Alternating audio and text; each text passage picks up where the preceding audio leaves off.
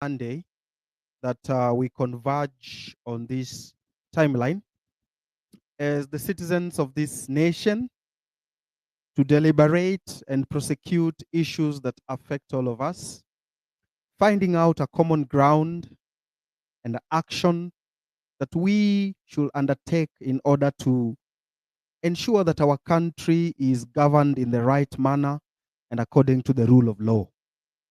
My name is Amerix, and I am the host of this Citizen Assembly. Remember, this Citizen Assembly doesn't belong to me. I am just offering my platform so that citizens can have an opportunity to speak out boldly, strongly, without being censored or censorship. Indeed, it has been a very trying day today.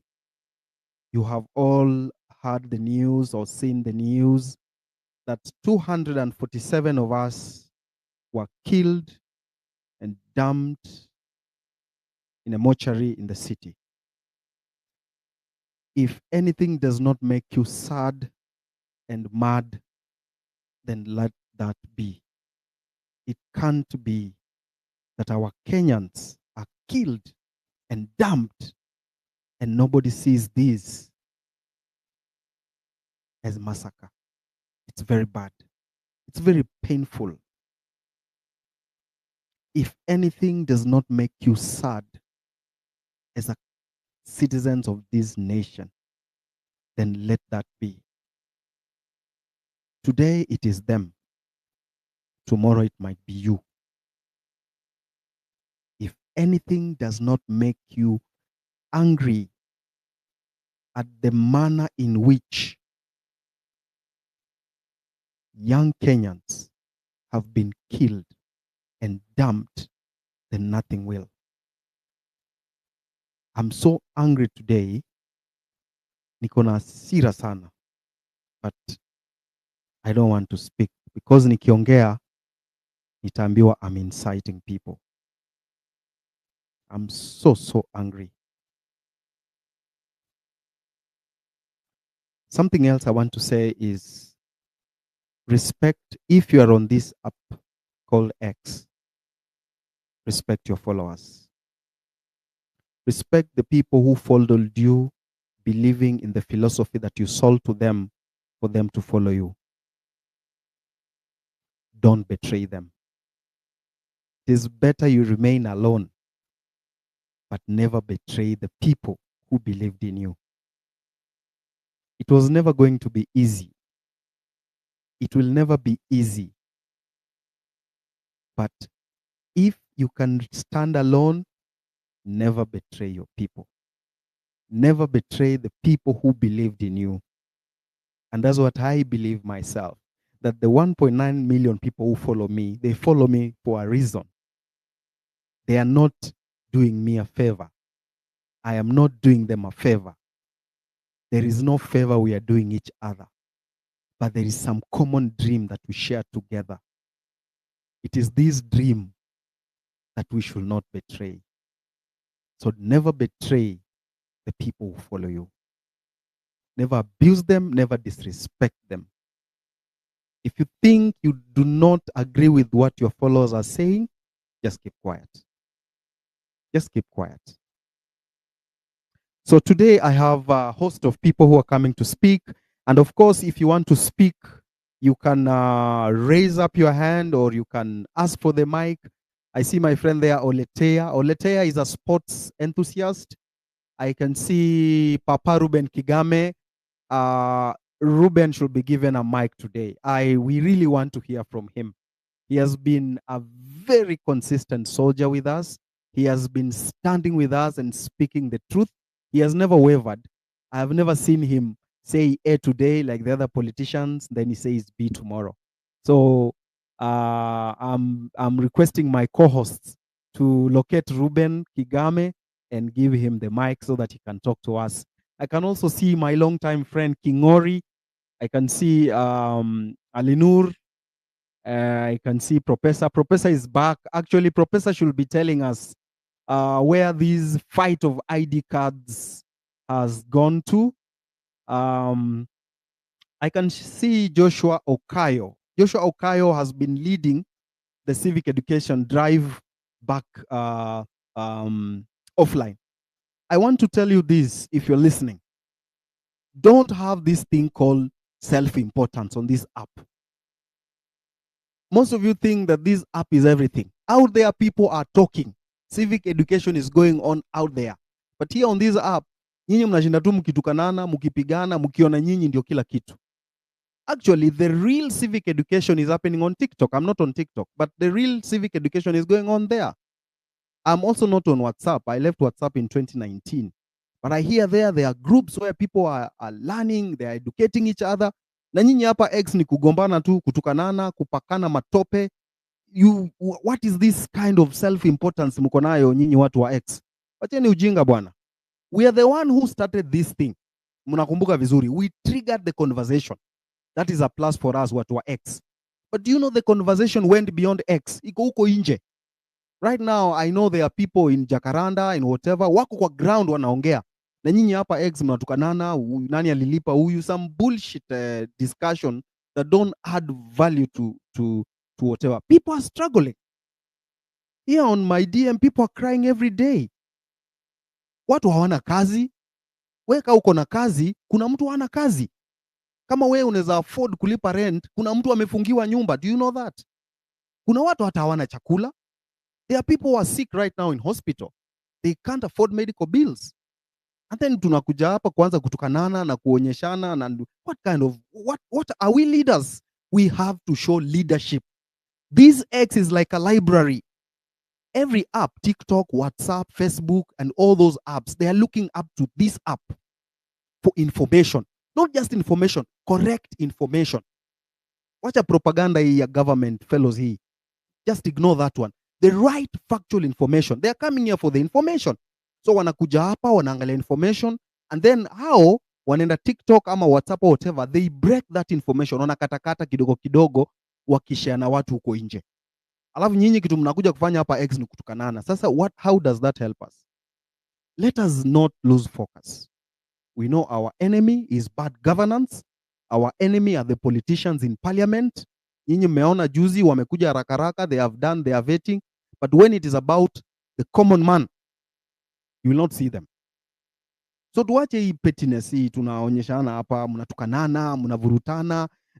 What is that? That's lack of leadership. And it shows that our enemies have infiltrated between us, and their aim is to break the entire thing, to loosen momentum, kumwagia maji, and then it flops. Then they say, hey, you see, tuliwaambia, you know. So we should know what we want. We should know what we want. Do we want to be the epicenter of factual information? It is this app where we learned about the finance bill. Mara ya kwanza. It is in this app tumejua mambo ya Adani na JKIA for the first time. It is in this app tumejua mambo ya minerals for the first time. It is in this app we've learned a lot of things together as a nation. So why do we want to cheapen this app with petty things and vitu zenye haziongezi hata value kwa wewe mwenyewe as a person? Let this app remain the library that it was meant to be. Anyone akitaka information anakuja kwa app yako, kwa timeline yako, anachukua information yenye inamfaidi, anaenda huko nje anashare. Nelson anashare information ya Adani, mtu anachukua anapeleka TikTok, and they have been doing very good work. Sharing information in bits wakipeleka. Nimeona mwingine sasa ameanza kuireduce to sasa ni vernacular. Break into a vernacular so that your grandmother at home can understand why people are agitated. Finally, the fact that watu wamenyamaza, it doesn't mean that people are okay. You saw yesterday in Nairobi, the governor was just like a dog. People are angry. Watu wamekasirika. Ni vile tu, people don't want to talk. Watu wanasema tu, wacha tu tutulie. But people are angry. Watu wako na hasira. People are suffering. And me, I want to repeat. Kama wewe uko na kazi, usifikirie mwingine ako nayo. If you can wake up in the morning and you know you have 3,000 in your pocket, there's someone who does not even have 10 bob. Hana. If after this space you'll be in your house sleeping in your blanket, there's someone hata ajui atalala wapi leo. In the event I just open my DM today, niwafungulie DM yangu msome, you will cry. Mtalia. And it's not just men, even women. Wanalia. Yesterday, there was a young lady, I think she graduated from KMTC last year with I think a diploma in radiography. Na alikuwa anakaa na guardian. Imefika time guardian amemwambia, sasa, mimi I can't stay with you. Hebu tafuta kitu ya kufanya. Ametafuta kazi hajapata. Na huyu ni msichana, 22 years old. Anaambiwa aende huko nje bwana, hapa kumejaa. They stay I think in pipeline there. So she came to me in my inbox. She wrote a very long message. Nikasoma. I called her and she was just crying. She doesn't know where to go. I think she's an orphan or something. Hajui ataenda wapi. So I had to connect her to someone atempisha, aone kama atampea, hata kama atakuwa analipa kidogo kidogo as a locum, 500, 2000, 3000, so that she can keep on going. Things are bad. But wewe unakuja hapa X to just make noise and abuse people and insult others. What is that? We are losing focus. And the moment you lose focus, you get distracted, you become scattered, and you perish. How many years did these politicians unite? It just took one opportunity ya kuingia parliament on 25th of June for these politicians to unite. So when unite, you've seen ODM and UDA, they are now speaking the same voice. I even saw someone say, unajua UDA, their philosophy is like ours. The only difference ni jina tu ya chama. You've seen it for yourself. Politicians wame unite, and they are not uniting because they want to give you a good life. They are uniting because they want to protect what is theirs. And you citizens, badala nyinyi muungane mkwe kitu kimoja, you speak in one voice, you are now accepting to be scattered along tribal lines. Sisi wa Kikuyu tumepata, sisi wa Pwani tumepata, sisi wa Kisii at least tumepata kakitu, sisi wa Luya tumepata. Wewe umepata, wewe umepata. When you say sisi tumepata, wewe na nani? The most important thing is, are you able to fend for yourself? It doesn't matter nani yako hapo. Hata kama ni Mborana na wewe ni Mluya, it doesn't matter. As long as you can put something on the table. Lakini mambo ya kusema sisi wa Luya pia sisi tumepata, sisi wa Kisii pia tumepata, wacha tungoje. That's bullshit. Sisi pia tumepata. Mtu wetu wako, mtu wetu wewe na nani? Wewe mtu wako atakuja kwa nyumba yako. Sometimes we need to style up as citizens. These kind of gaps, hii weakness tunaonyeshana hapa, ndio inafanya politicians wanaungana, because they know we are fools. Sisi ni wajinga. They will come here and divide us along tribal lines, then along class lines. We are na pesa. We amelipwa. Nyinyi mnasikiza mtu amelipwa na wewe huna kakitu. Then after that, wewe ni Genz, ule si Genz. Wewe si Genz. Mnafuata mtu mwenye si Genz. Then they divide you along regional, generation, tribal, class. And then mnapiga makofi. Shida yenu inakuwa nini nyinyi wa Kenya? What's your problem? Mnanikasirisha sana. I'm so disappointed and angry. You see how people are being killed. Watu wanapatikana tu wamekufa, mtu ametupa huko. Suppose hiyo ni kazini yako, wewe utasikia aje?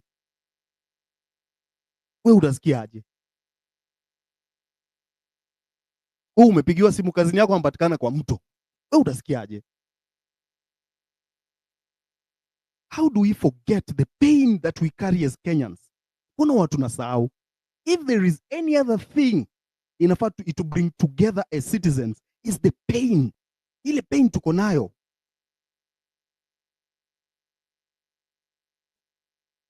Nelson, ulifikia wapi hiyo story ya Adani?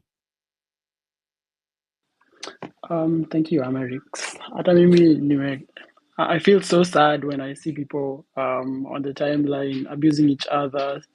Wanafikanana, wanaakuziana, oh, so and so has been paid. It's so sad. And yet the other side, they have all put their differences aside.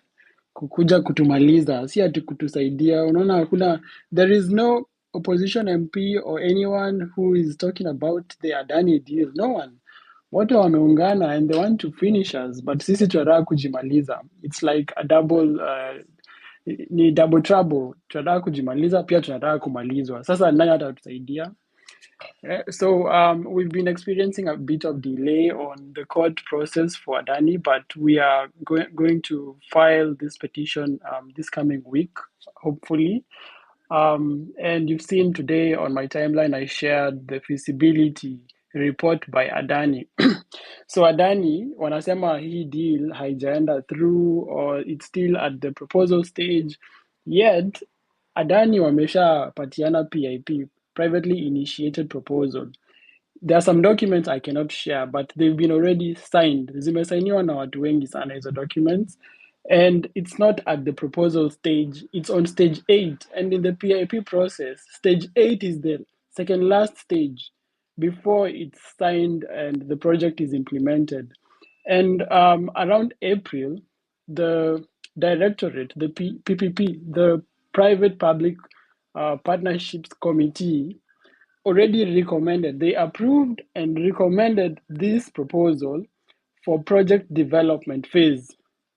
And obviously with a bit of recommendations on what they were supposed to do. But if you look at how the government is moving, they will not obviously implement what the committee recommended them to change in the proposal. And I was even being told by some people from KA that they might make even the terms even worse. Can you imagine what I have shared is gonna be even worse in the actual agreement? That's why right now everything, they went cold when this entire thing blew up. Sai wamenyamaza, everyone is quiet. Nobody wants to talk. The way the information was flowing, this is a public thing, but now it seems like it's a very secretive thing. They don't want people to know what's happening because the ultimate agreement will be worse than what you guys are seeing right now online, what I've been sharing in the feasibility study. ALG, they pulled out of being the transaction advisor of this deal because it's such a shoddy deal and they don't want to tarnish their name, but already they've been paid. And it was an upfront payment of 160 million for just to be a transaction advisor. Even them, they admitted that this is not, it's above market rates. It's too much money. But, and every day, the president is saying we need to live within our means. We don't have money, we are broke, we need to increase taxes. But here they are paying people above market rates and then shortchanging us again on this list that they say it's not selling JKIA. So for the government, they're trying to divert attention by saying, oh, we're not selling JKIA, we cannot sell JKIA, but this list is tantamount to a sell. Can you imagine in Kenya, some people who own land that is leased for 100 years? See, that land is theirs basically for 100 years. It's the same thing. JKIA will be owned by Adani for 30 years. So this is the update I have for Adani. Let's keep making noise. And if we must, we will occupy JKIA again. Yesterday, the union for aviation workers had a meeting and they were very mad at this because the day before yesterday, there was an emergency meeting held by KAA administration trying to calm them down, trying to tell them that JKIA has not been sold, the same, the usual rhetoric by the government. But the truth is, JKIA is about to be sold for 30 years. That's the truth. And we have the documents. We are not hatusemi hii si historia jaba. We have the documents. Everyone can see the terms that they're, I don't know how to say, they're outlandish terms that are in this proposal by Adani. So the workers, they said they're gonna organize for a strike, and they want the board of KAA to resign, plus their managing director, who is an acting managing director. So they need to resign within the next 7 days. And I think it's a really good move. We need to support them. The day they want to strike, we also need to go to JKIA in solidarity with the workers, because in the terms, Adani says that they're going to renegotiate the terms of employment for all employees. That's number one. And then after renegotiating the terms and agreeing with KAA and KCAA, they're going to issue them with new contracts. And in the new contract, you have to sign if you accept the terms or not. It's not at the, oh, now we have new management, so everybody will probably have to move to Adani management. No, you have to sign a new contract, meaning if they change the terms and you don't like the terms, you're gonna be jobless. And the way we know Indians, they're going obviously to have even worse terms than what we have now, number one. And number two, governments, normally they have excess staff. This is common everywhere in every country. So what they're gonna do, um, they're going to try and make the workforce lean, meaning they're going to try as much as possible to get rid of staff from KA and KCA. So this means a lot of joblessness. And I read somewhere in this proposal, they were telling KAA that they need to transfer this staff to other departments of government where needed. Meaning when they say we don't need 40 or 50 or 100 or 200 workers, it's upon KAA to look for alternative departments where they can work, because Adani has said we don't want these workers for whatever reasons.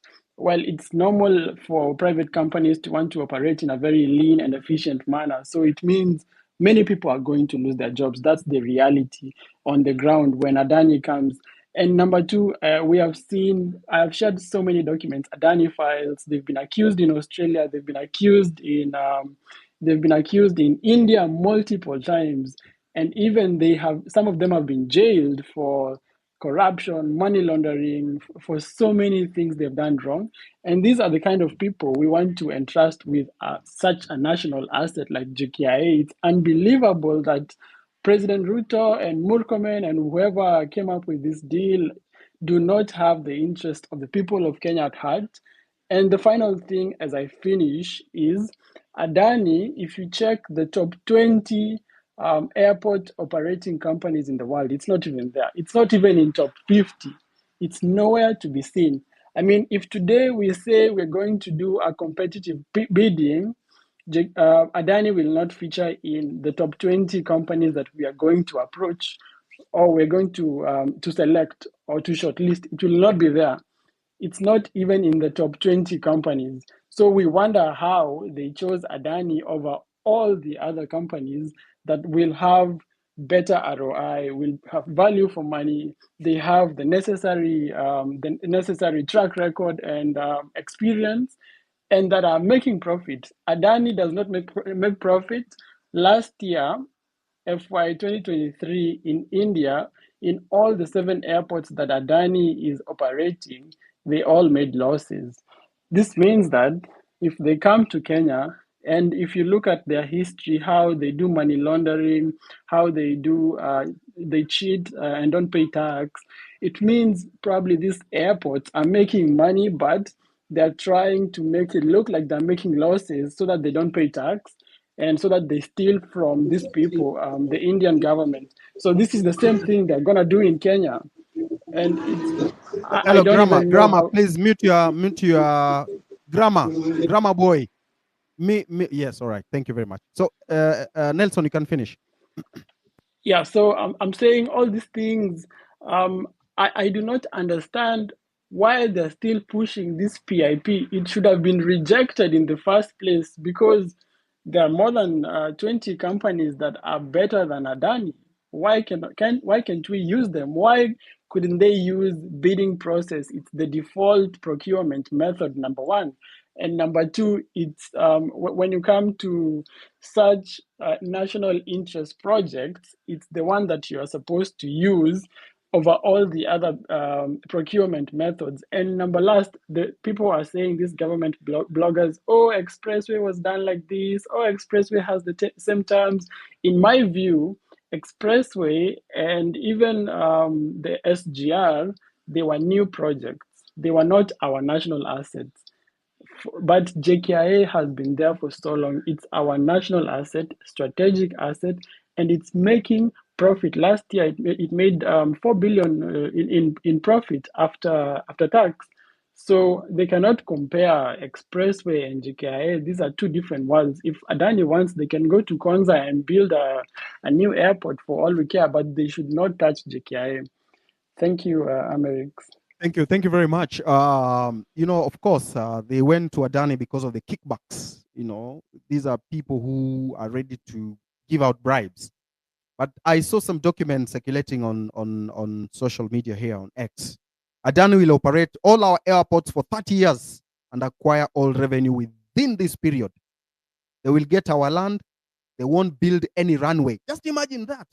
So how are they building it to be, I saw Mudavadi say it's going to be a world-class hub or something. Those big words they use to confuse the masses, They But this one, said they they say, said can you imagine they said that we do not need a second runway for the next 30 years. So until 2054, we don't need a second runway.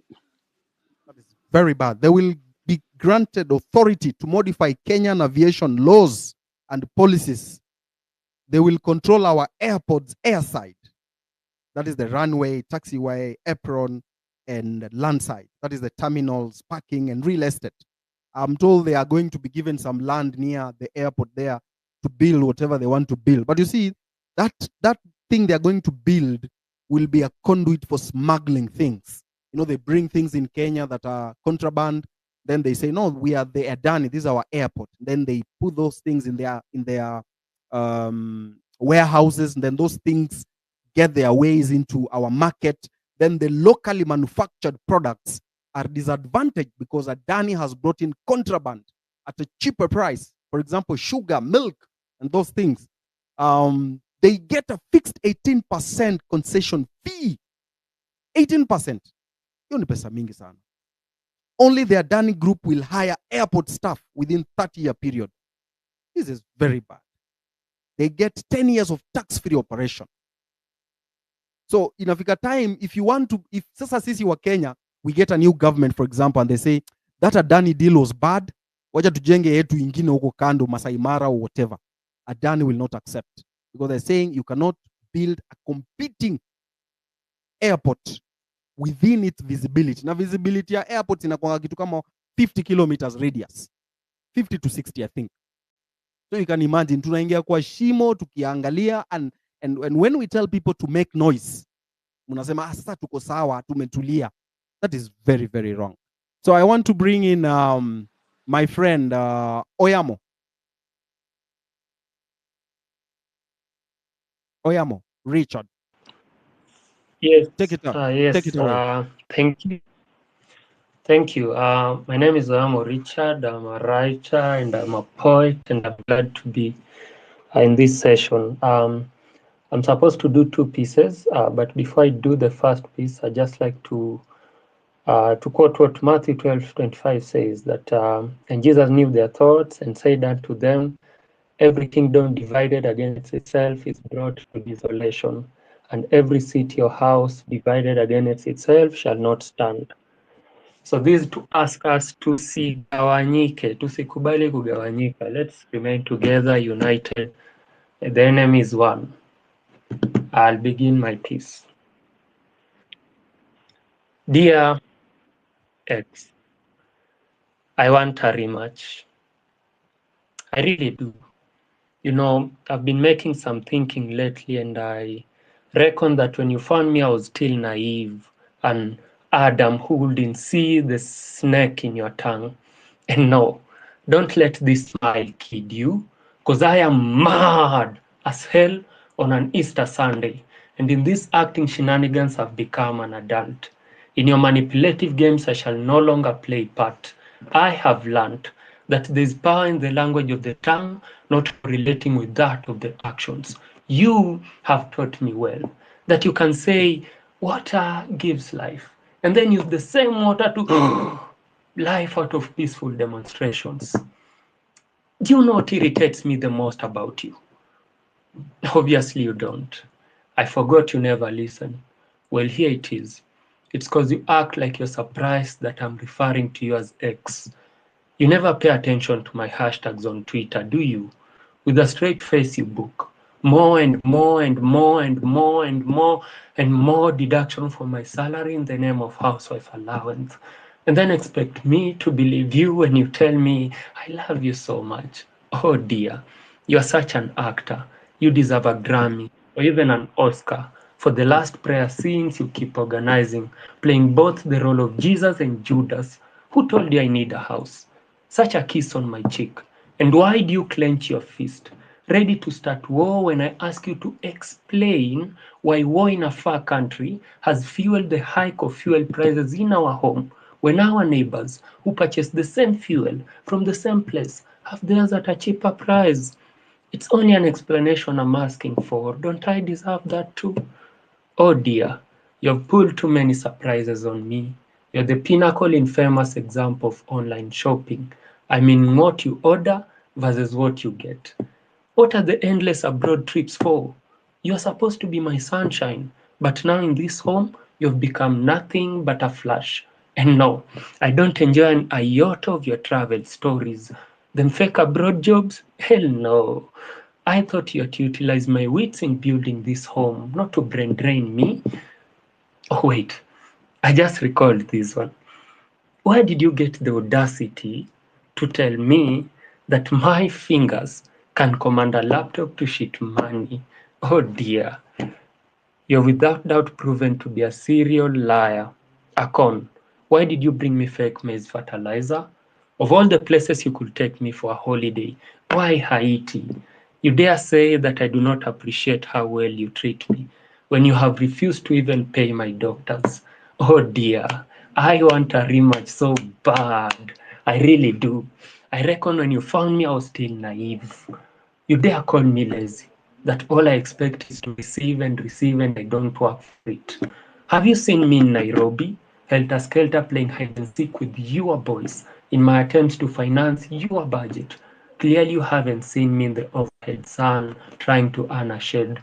Have you seen me in Mombasa, sweating profusely in my attempt to extinguish the fire that your debts have set in my pockets?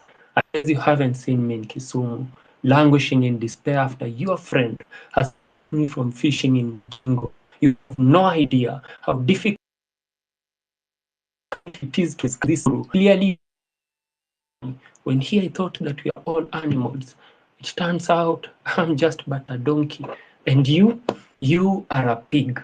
And now you're even bringing your fellow pigs to a matrimonial bed. Oh dear, I want a rematch so bad. I'm done being in this cage. I want to be a free bird. And no, I shall not let them cheer you on this time. I shall not let you marry another. I'm the one to stop your wedding to any other. From now on, I am your nightmare. And trust me, when the bishop will call upon anyone who has a reason to stop your wedding, I shall be set with a suitcase full of reasons. And even if by any chance he won't, I promise you, I shall come dressed in undisputable evidence that you do not deserve another marriage. Thank you. Thank you very much, Oyamo. Yeah, that's the first poem. Thank you. Just hold on. Hold on. It's called Dear Ex. Just hold on. Hold on. Hold on. I'll go straight to the second poem. Hello. But before the second poem, I'd just like to say that it's really sad to see that we have like 247 bodies in the morgue. That this could be so sad. Hello. Hello. Edgar, can you hear me? Hello, Edgar. Yes, I can perfectly hear you. Yeah. So Yes. yeah, I think I had given him only one chance because of time. Sorry, my network had issues. So we go straight to the discussion. And before that, there is a young man here called MC Njagi. And MC Njagi will briefly tell us his issues. And I want you to understand why people are struggling out there and why they are being misused by politicians and why you need to be angry again and again and again. Even as you continue to do your things, you go to your business, you go to your job, remember that your enemy is one, that politician stealing your dream. And MC Njagi has been someone I have been playing his music here. You've heard the music. Maybe you can just play this one for a minute so that. Oi! Royal Sound. Watu wengine wanahitaji kusalimiwa. Salamu kidogo tu. Tupatie namba yake tumusalimie. Get out. Tonenge namba yake mwatumukedhie. Tumukedhie. Ai, tumusalimie. Akedhwe. Ai, mwatumukedhie. Atile kilomo mwana. Watu wengine wanahitaji shikamoo. Wengine wanahitaji kusalimiwa. Ngeta utambia zingine zinataka salamu. Akia nani? Akikushinda tutumie namba yake. Na wengine sio salamu ya mundomo peke yake. Wengine wanataka makofi, shangwe na vigelegele. Wacha nikwambie Maina, tupatie namba yake tumusalimie. Salamu tu, tonenge namba yake mwatumukedhie. Ai, tumusalimie. Akedhwe. Ai, mwatumukedhie. Atile kilomo mwana. Ukiona mtu ametulia, labda amesalimiwa asubuhi. Kuna kengine kalini sinya sana. Haki yao nilikapeleka ndeti ya njioni. Kakakunja na mandemu wengine 5 wakakula kama watu wanahama. Get out. Alafu wakaniambia nilipe mbilu yote ya chakula. Sawa, nikanjifanya nimeenda kunjisaidia. Piu, nikalipa yangu na nikatoka. Let me tell you, nakwambia walisalimiwa. Maina, salamu, shikamo, salamu. Ai, maramba mwanangu, tupatie namba yake tumusalimie. Salamu tu, tonenge namba yake mwatumukedhie. Tumukedhie. Ai, tumusalimie. Akedhwe. Ai, mwatumukedhie. Atile kilomo mwana. Wacha nikwambie ndugu yangu, wengine hata wahitaji kusalimiwa na mdomo peke yake. Wengine wanahitaji makofi, shangwe na vigelegele. Akikulemea wewe tutumie namba yake tu. All right, MC Njagi, habari yako? How are you? I'm good, bro. Yeah, I came across your YouTube channel and I saw a very, very sad a video you had put there that you are leaving content creation because life had become difficult and your things have just gone under. What happened, sir? Maybe you can share with us briefly so that we understand how bad governance and bad leaders can drive your dreams into a grave. Well, first of all, so much kwa sababu ya kunipea hii chance, and thank you also for reaching out, because I've been going through tough times in my life, and very few people have reached out, and most of them wale wenye wanakupigia wanakuambia don't give up. So at the end of the day, don't give up doesn't do anything for you. Don't give up doesn't solve any problem you have. At least, so I want to thank you because of reaching out and at least giving me this chance ya kuongelesha Wakenya, and maybe let them know what has been going on in my life. So most of the people know me as MC Njagi. MC Njagi, kutoka kitambo nimeishi kuimba easy comedy music. So most people know me by the song Ng'ombe ni Ng'ombe. Wale wenye wamekuwa wakisikia ng'ombe ni ng'ombe tu ng'ombe. I have seen people using that sound, but very few people know me. People know my music, but people don't know me. People don't even follow me, but nimepata watu wanatumia hiyo music yangu hadi kwa advertise makampuni zao. When you try to reach out, wanakuambia enda kwenye unataka, We don't care, hiyo music umeweka kwa public domain itumike. So this is my story. Nilianza ile time ya Wavinya Ndeti, the current governor wa Machakos. Kuna kitu alisema hapo, alisema yaliondoa Lesipite, and I used that. Nikachukua hiyo slogan yake, ilifika tu mahali ikaisha, nikachukua nikaimba yaliondoa Lesipite with that accent ya Kikamba, and hapo ikaanza kupick tena, nikaanza kuitwa interviews. Nilienda interview 10/10 with wakati Willis Laburu walikuwa huko, nikaenda on NTV The Trend with the late Jambi Koikai, na pia nikaenda K24 lastly nikarudi nikaenda BBC. Nilifanyiwa interview mingi sana. That is when the former CS Honorable Moses Kuria called me, akaniambia ningependa hiyo tune, ningependa utuimbie song ya Jubilee. So that is what I did, na tukaenda tukapatana tu mahali tukaongea nini, and then at the end of the day akaniita road show, tukaenda road show Mombasa.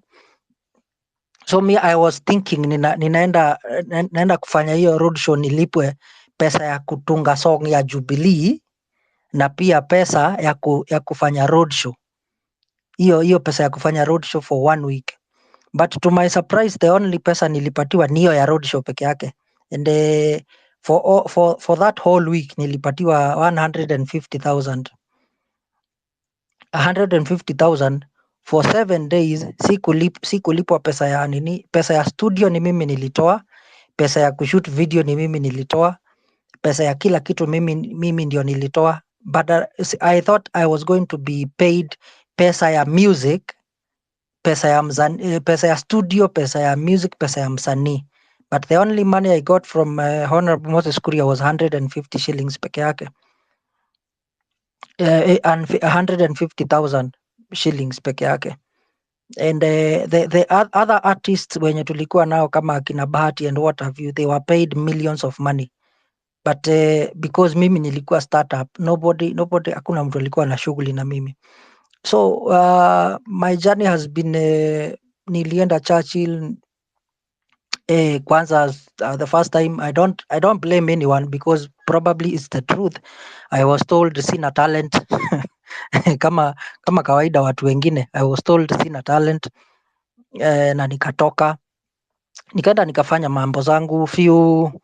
Few months down the line, the Churchill himself called me, nikaenda show yake, and hiyo mambo ikaenda hivyo.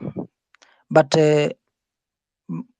so few years down the line, I tried to reach out to these people nikiwaambia since tumeshawahi work na nyinyi, there is something I'm going through. I'm talking about the current situation that I am in right now. I've tried to reach out. I've tried even to message them. What is the current situation? Can you be specific and probably narrow the narrative? Yeah, so few months ago, around 3 months ago, there was I went into a debt. Niliingia kwa deni fulani, and I was niliingia kwa deni ndio I tried to better my life, kwa sababu things were very tough after now the COVID-19 mambo ya entertainment na music industry zilienda chini, so I went into a debt.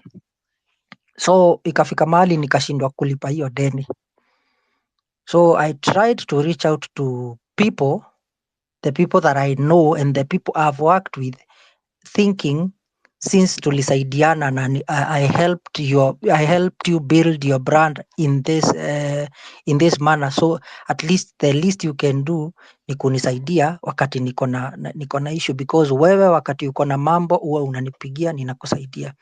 So nobody reached out. I have sent nimejaribu kuomba watu until now if you look at my YouTube imeenda dormant because zile vitu zenye nilikuwa nazo, zile equipment zenye nilikuwa natumia, camera, equipment za studio zilienda na ile loan. Zilienda na like nilikuwa nimeziweka zikiwa collateral. Hizo zilienda na hiyo loan. The loan was not actually that big. The loan was 100k na zile equipment nilikuwa nazo zilikuwa za around 3 or 400,000. So since nilikuwa nimeweka collateral na walikuwa wamekuja wakaona mahali naishi, they came and they took my equipment. So this last music, letter number tumsalimie. I can see Yes. the quality is not good. You used what? You used a phone to record it?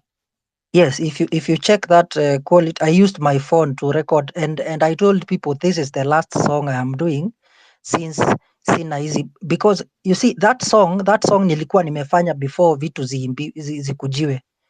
Nilikuwa nimeirecord before vitu zikujiwe. So sasa nikasema since iko hapa na that is the current trend yenye inaendelea saa hizi, I said wacha tu ni shoot na simu tu vile iko. If you compare the quality for that last song and others, utaona quality ziko tofauti because the others I was using a camera, but now that I said wacha tu niitoe vile iko isipotelee tu hivyo. Okay. So that's why. All right. And now, so now where do you stay? Where do you live? Because I know things are bad for you. Things are not. Where do you stay? You didn't tell me where you live. You right live with now, someone? Right now I'm living with a friend. Mhm. A friend of mine mwenye ako na studio yake tu hapo kwa nyumba, but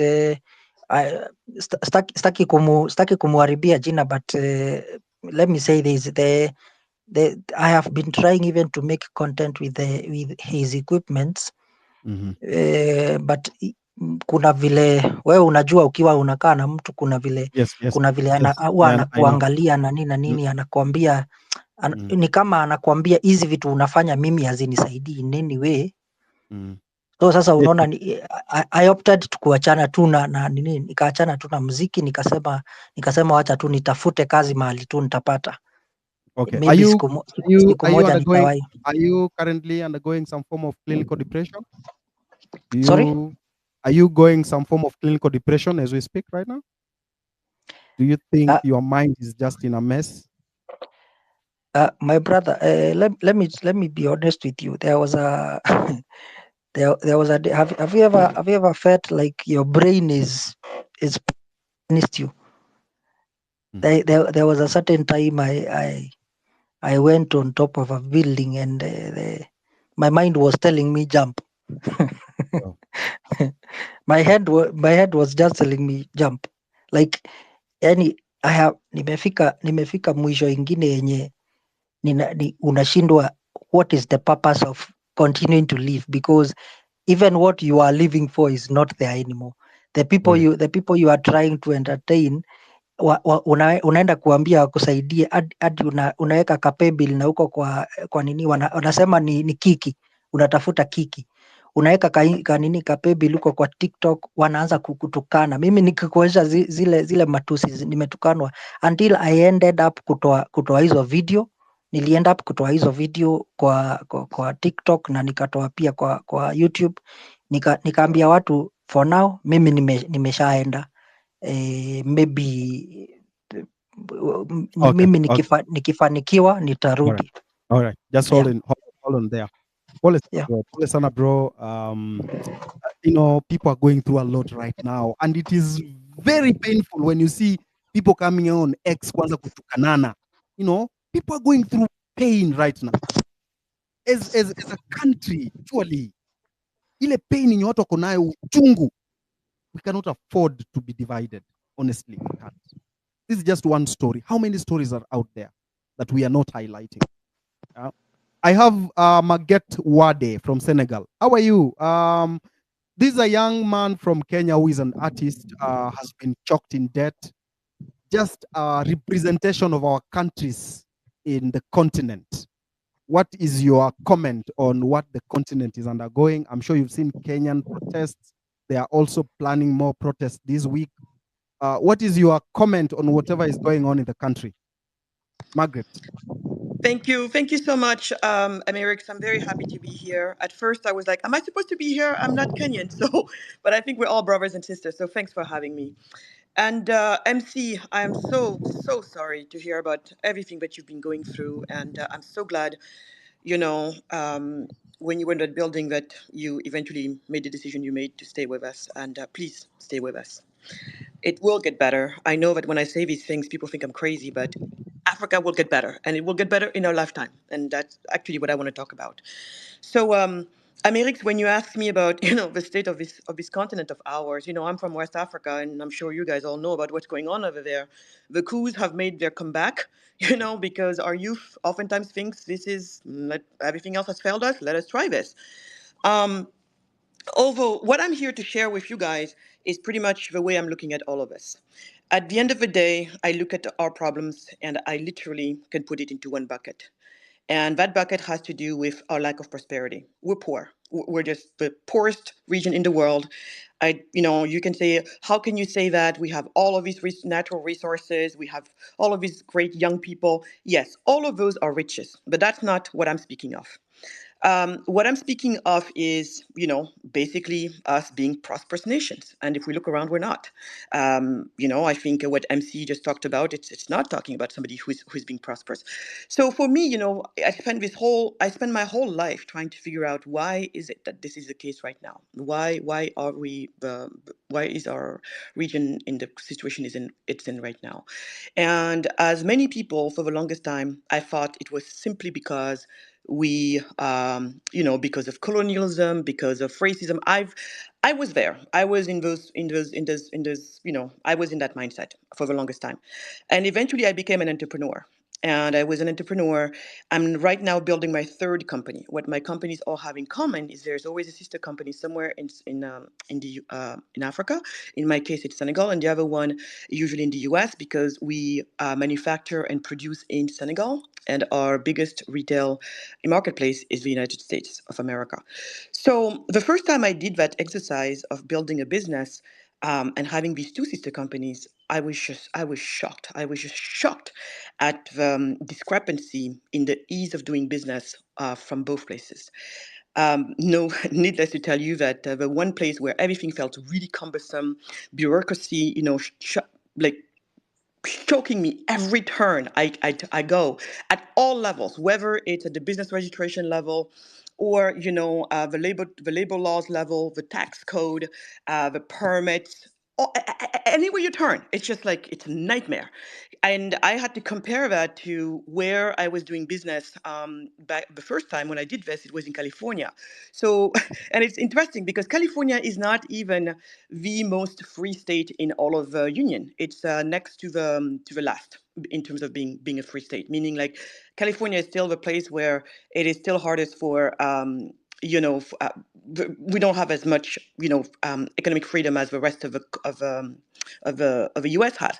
And then some people might be like, oh, then why is California so rich? Well, you'll be surprised to hear that if you remove Silicon Valley and Hollywood out of California, California would be the poorest state in all of the United States of America. But people don't know that. But anyway, I'll digress. So as I was doing business, I realized, wow, it's why. And then I thought to myself, oh, I guess it's because we're so poor that it's so hard and cumbersome to do business home. And conversely, it's because America is so prosperous. That's why it's so easy to do business. But the minute I said that, and this was after a couple of decades of searching, why are we poor? And hearing people tell me, oh, it's because, blacks and browns are just not as smart as white people. You guys are lazy. You guys are always fighting each other. So basically, supposedly there's something wrong with us.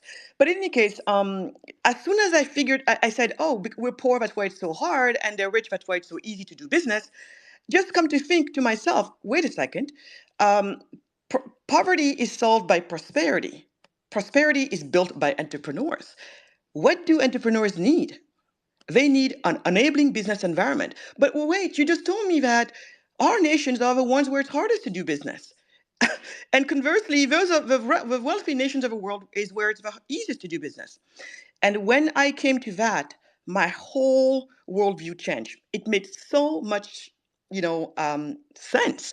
And then that's pretty much why I've been after this issue of another way you could call it, it's bad law and bad governance. And that's why I've been very excited to hear that the youth of Kenya is actually now finally putting its finger on this.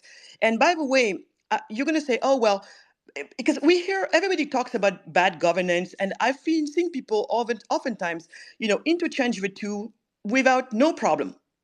What do you mean by that? People confusing bad governance with bad government. Those two are really not the same.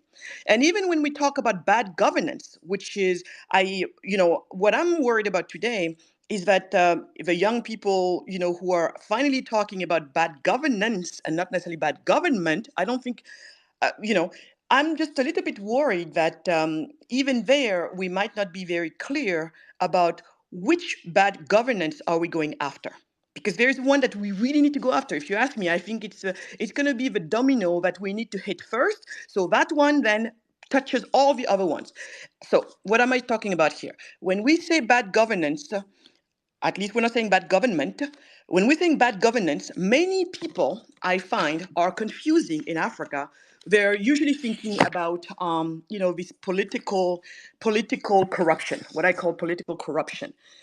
And so, but political corruption, it's still not the same as the corruption that comes from overly regulating the private businesses, meaning small, medium-sized enterprises simply, have a hard time being born and growing in many African nations. So there is a big discrepancy there. So many times when we talk about bad governance, we're just talking, many of us are talking about, well, our natural resources should be handled better. The politicians should not use their power to be able to turn around and give contracts to their friends. We all hear about that, we all know about this. All of that, by the way, it's wrong. I agree, it's wrong, it's not right.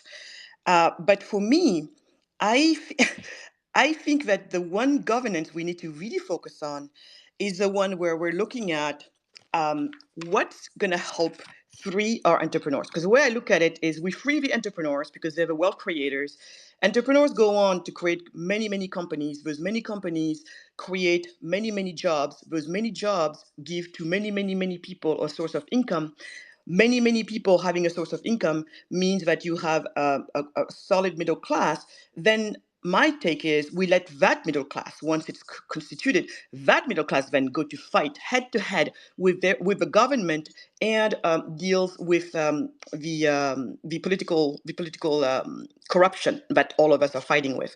So if you ask me today, what I'm very worried as I'm seeing Kenya, and I am so behind everybody in Kenya, right? I'm so behind all of you. But my plea to everybody is going to be, please, please, there's a fork here. There's a fork, and we have to see it for what it is. We have rarely seen it, and that's why we're still where we are. Let we just want people to better manage our natural resources. We just want people to no longer give their friends a deal. Because even if, let's say, we had the best, management of our natural resources, and yet you still did not have a business environment that allows small and medium enterprises to be born. A place where Rosalind is from, middle of nowhere somewhere in Kenya. She knows absolutely nobody in government, and she should not have to know anybody in government, but she's got a wonderful idea and she's ready to work hard. She should be able to jump into what we call entrepreneurship and keep moving. That's not the case right now. There's just too many laws, too many regulations. Everybody is struggling. So at this point, guys, what I'm hoping that we do is that we go after that governance, that Like, governance. And you, in a way, have started doing that. America, I'm just going to say, you have started doing that because you're starting to look at taxes, you're starting to look at all of these things. But this is the caveat on that. This issue is not going to be solved with piecemeal legislation. The best way for you guys to think about this is laws and regulations. The best way to think about it is like, let's say you're thinking about X, okay? So X is this platform. Most of us, we just see X, you type your comment, you do all of your things, it's working, you're happy. But everything that makes X happen is the algorithm that's behind it. It's millions and millions and millions of lines of code, right? And so the laws and regulation is the same thing. If you put together all of these laws and regulations that rule the life of a business, you're going to see millions and millions of lines of code, each one of them being a regulation and or a piece of law. That's what you're going to see. Now, imagine, and you've heard many times even X saying, Elon Musk saying, we're probably going to have to start all over because this whole thing is a mess. It's so messy. Yeah, they were able to clean up a lot, but there's such a thing as at some point, things are so messy, you don't even know anymore what's putting what. And it could take you a lifetime, literally, of you trying to figure it out and still not getting to what you need to get to. Sometimes you got to start over. And so this is where I think let us be very careful not to be tempted by that, by that piecemeal legislation. Because if we are tempted by that, by saying, on the tax laws, do this, do that. On the labor laws, do this, do that. And then they happen, maybe they happen, especially not at the same time. Because what you need is a critical mass of this legal infrastructure to happen all at the same time for it to really make the critical difference that we need and that we need now for the real change that we need to happen. Otherwise, we're still going to be dealing with little incrementals, a few more jobs here, a few more jobs there, which is not going to take care of the millions and millions of young people we have coming to an age of needing a job every single year. All right. All right. Hold in there. Hold in there. Bring you back. Right. Thank you very much, Maget. She's very wonderful. She talks a lot about business and how bad governance and bad government have a direct influence on our business. So ukiona hao watu wa government propaganda wana push hapa propaganda, hawaelewi ni nini watu wanapitia through. Morara, I didn't know you are an advocate. Morara. Yes, I'm a lawyer. Oh, great. Yes, thank you. And the previous speaker, she has really insisted on laws. Probably before I get into what I wanted to say, it's good to remind her that in Kenya, in particular, and this is just a point of information, we don't have a shortage of laws. We just have infidelity to the law. People don't follow even the few laws that are there. And we have very lazy politicians and very lazy parliamentarians who don't even sit to research and create our own laws. They pick maybe, for example, the law on data protection. They pick the EU law or the UK law, then they copy paste it. Wherever it's written the United Kingdom, they write Kenya. We've lost you. Fix your mic, please. Yes, my mic is on. Can you hear me now? Fix it again. You are so far. Can you hear? Yes, there. Can you hear me? Yeah, there's fine. That is Thank okay you. now. Yeah, go on. All right. So I'm just saying that what we have is infidelity to the law and lazy politicians who are not even keen on creating our own laws. They pick maybe the law from the UK, they change the name United Kingdom to Kenya. Sometimes they even forget to copy paste some of the things correctly.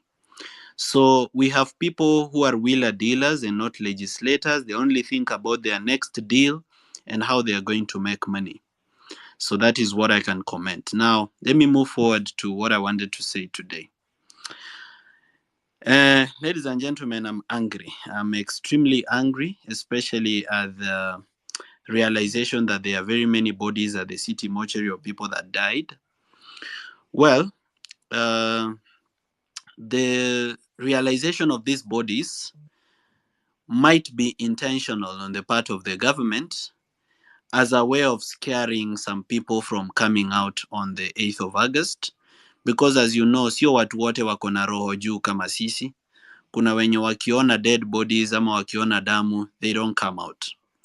This is what I want to tell to all Kenyans that are listening to me today. The time of fear is over. We better die standing than living on our knees.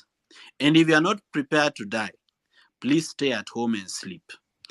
Come prepared to die, but also come prepared to stay alive to see the Kenya that will be there. Remember, the tree of liberty is always watered by the blood of patriots. And remember that if it is not people who died, we would not be here. In fact, even Jesus died so that we can be here today. So the Bible says, whoever shall preserve their life shall lose it. And whoever shall lose their life for his sake shall gain it.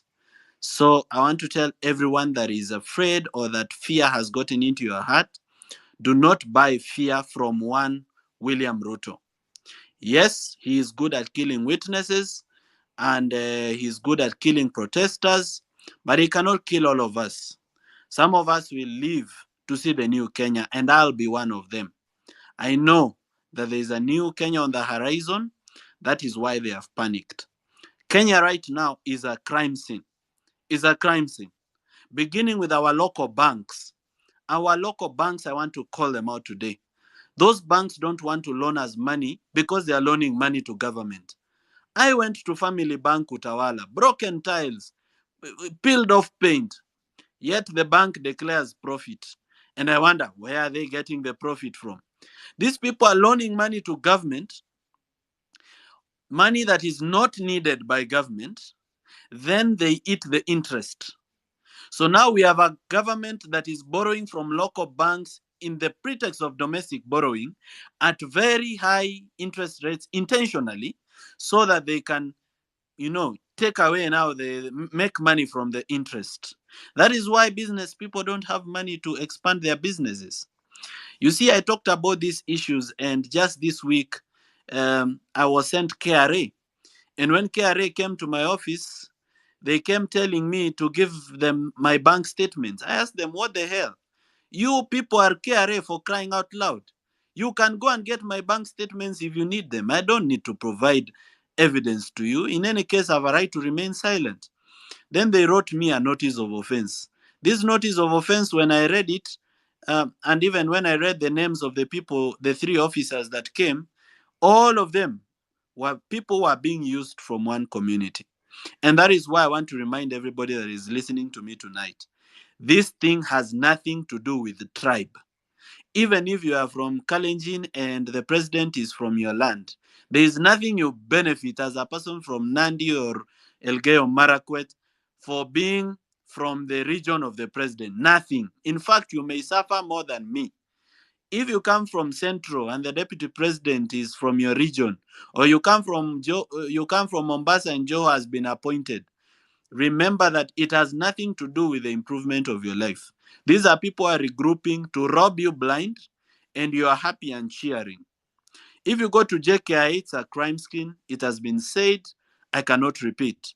You go to the Ministry of Education, crime scene. Crime scene is a pure crime scene. We even have fake schools receiving money for capitation. Can you, hey, guy, Kaliena Goma. I don't even come from Central, but at least I know that one. Look, you go to the housing program, crime scene. That is why Ruto is always talking about the housing program. Mimi nataka niwaeleze hivi na nataka mnisikize vizuri. Tumebomoa nyumba more than 6,000 units.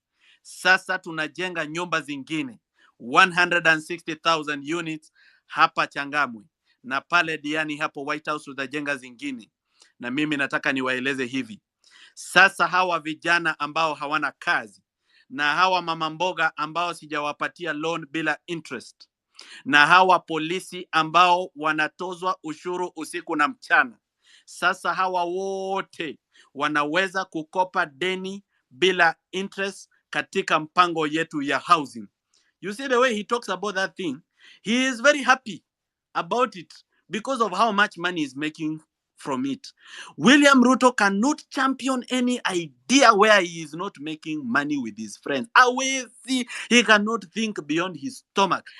William Ruto, if you are listening today or your cohorts are listening using a fake account, I want to ask you, what else can money do for you? Money bought you MP. Money bought you minister.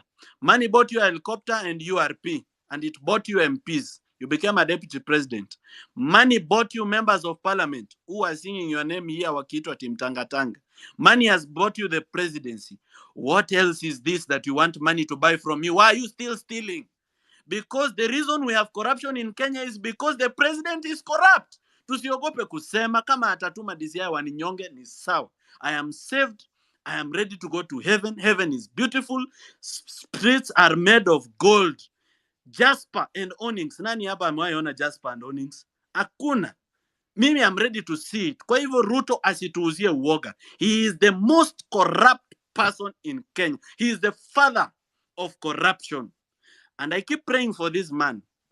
Ile kitu anabeba pale kwa mkono kama ukweli ni Biblia. Yes, the cover is written Holy Bible, but I don't know the contents. If that thing is really a Bible, let him read it and he makes sure he understands it. If he understands it, let him decide, yes, I am a child born of corruption. I have come to power through corruption, but I'm making a decision today to leave a better country for my children, better than I found it. Sasa sahi watoto wake wanafanya matatu business. And that matatu business, there is nothing a child of a president needs for the child of the president to do matatu business. Ni wash, laundry. Iyo ukienda kwa bank account ya hizo matatu, utapata somebody is banking 10 million every day anasema ni ya matatu. This is money that has been stolen from Kenyans. You go to the National Treasury, crime scene. Pesa inakopwa kutoka ng'ambo, inatumika kutrade huko ng'ambo, inatengenezea watu pesa. Ikikuja Treasury, it doesn't go to the consolidated fund. To avoid going through the control of budget so that it doesn't go through the budget. You go to the office of the DPP. This person that was appointed, this one. Crime scene. Recently, he withdrew a case against Najib Balala.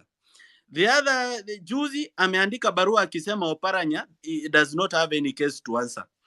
They have been withdrawing corruption cases left, right, and center. But they are very quick to put youth in court, and sometimes they even oppose bail for people just coming out with a flag na firimbi to fight for a better country. Your office of the DPP is a crime scene. And I want to tell everybody that is listening today, my friends, there is a problem with independent institutions and independent offices in Kenya. These independent offices, the word independent, iliisha kitambo. An inspector general under the constitution is supposed to be independent. But he comes to the office, anaambiwa sign barua mbili. Sign barua ya appointment na sign barua ya resignation without a date. Ile siku yenye unasikia ni kama utaki kufanya vile wanataka, they put a date on your resignation letter. Wewe unaona kwa Citizen TV, you've resigned. Now there's nothing you can say because these are the chief killers in our country. You go to Expressway. I saw the president saying, our country is really good at public-private partnership. If you go to the Expressway, in fact, let me just say it in his voice. Hii project yetu ya Expressway, hii ni mpango ambayo ilikuja through public and private partnership. Sasa anasifu hiyo project ya Expressway na ile ni money laundering inaendelea pale. But they don't be happy about these people that come to our country as foreign investors. This is our own money stolen from Kenya, taken abroad, then a Kamuzungu or a Chinese comes as a proxy, comes to launder the money in Kenya through some project like Expressway. Ile ni money laundering inaendelea pale. This country, mahali imefika, is a crime scene. We are living in a setup. These people want to finish us. If we don't come out on the 8th of August, there will be no country. There will be no country to come back to. In fact, we should just stop getting children. If we don't come up on the 8th of August, tuache kuzaa watoto because they will suffer. That is all I have to say today. Hold on. You'll come back with the way forward. Just hold on there. There's someone here called Grammar Boy. Grammar Boy told me that the prison officers have not been paid their salary. I don't know, they are demonstrating. Wanataka kuachilia wezi watoke Kamiti. Wewe bwana, unataka kuachilia watu watoke Kamiti bwana. Unataka tuende wapi? What's wrong with you man? Hey, Amerix. Yes. Unanisikia? Nakusikia. Shukran kwa hii nafasi bro. Wewe ni askari sio? Yes. Nini inaendelea bwana? Mnataka kustrike kwa nini bwana? Choro wenyu. Hey bwana, Amerix. The ground iko hostile mbaya sana. The ground iko hostile mbaya sana Amerix. What's the problem? The problem ni historia hiyo pesa yenye Preso alisemanga ile siku akiapisha wa commissioner. Yes. Hello. Yeah, endelea. So in fact hiyo pesa hatukuwekewa. Hiyo 4K. Wewe bwana uko wapi? Uko kwa Watchtower. Uko kwa Watchtower ya Kamiti ama wapi bwana? Sikupati. Hapana. Haunipati? Uko sawa sasa. Hiyo network yako is going on and off. Siko kwa tawa ka Amerix. Yes. So what is the issue? Why do you people want The issue is yes. The issue is hawa wakubwa wetu wametusoea sana. So our officers walikuwa wanasema the prison headquarters under the Commissioner General of Prisons has always delayed increment of our salaries whenever the office of the president declare an increment of salary to all discipline services to a duration of a month, 2 months, 3 months with the excuse of system failure. It is well known that the CGP and the HR salaries directors have fixed accounts that they keep our money and reap from it. The CGP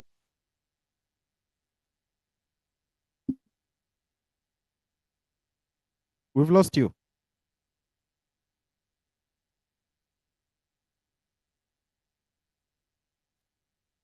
Edgar, unamsikia kweli? officers who seem unhappy with their actions. The increment order from the president is given to the treasury and towards all discipline services, and our question is, why is it at all times whenever there is money supposed to be paid to the prison officers, the office with the mandate Amerix unanipata? We endelea. Tuambie. Amerix. Hello. Go on. Unanipata? Can you hear him? Hello, Amerix. Hello, Cyprian. Can you hear him? Amerix, unanipata? Amerix. Go on, tunakusikia. Yeah, like unapatikana. Uko sawa. Unanipata? So majamaa anasema ati kila time ama jamaa wakituongezea pesa lazima wanatusema for mungoje 1 month, 2 months ama 3 months ndo tuweke hiyo pesa. Alafu hawekangi do yote, wanaekanga kidogo kama 1k. Kama last time hiyo mwezi wa 8 ilifaa tupewe 1200.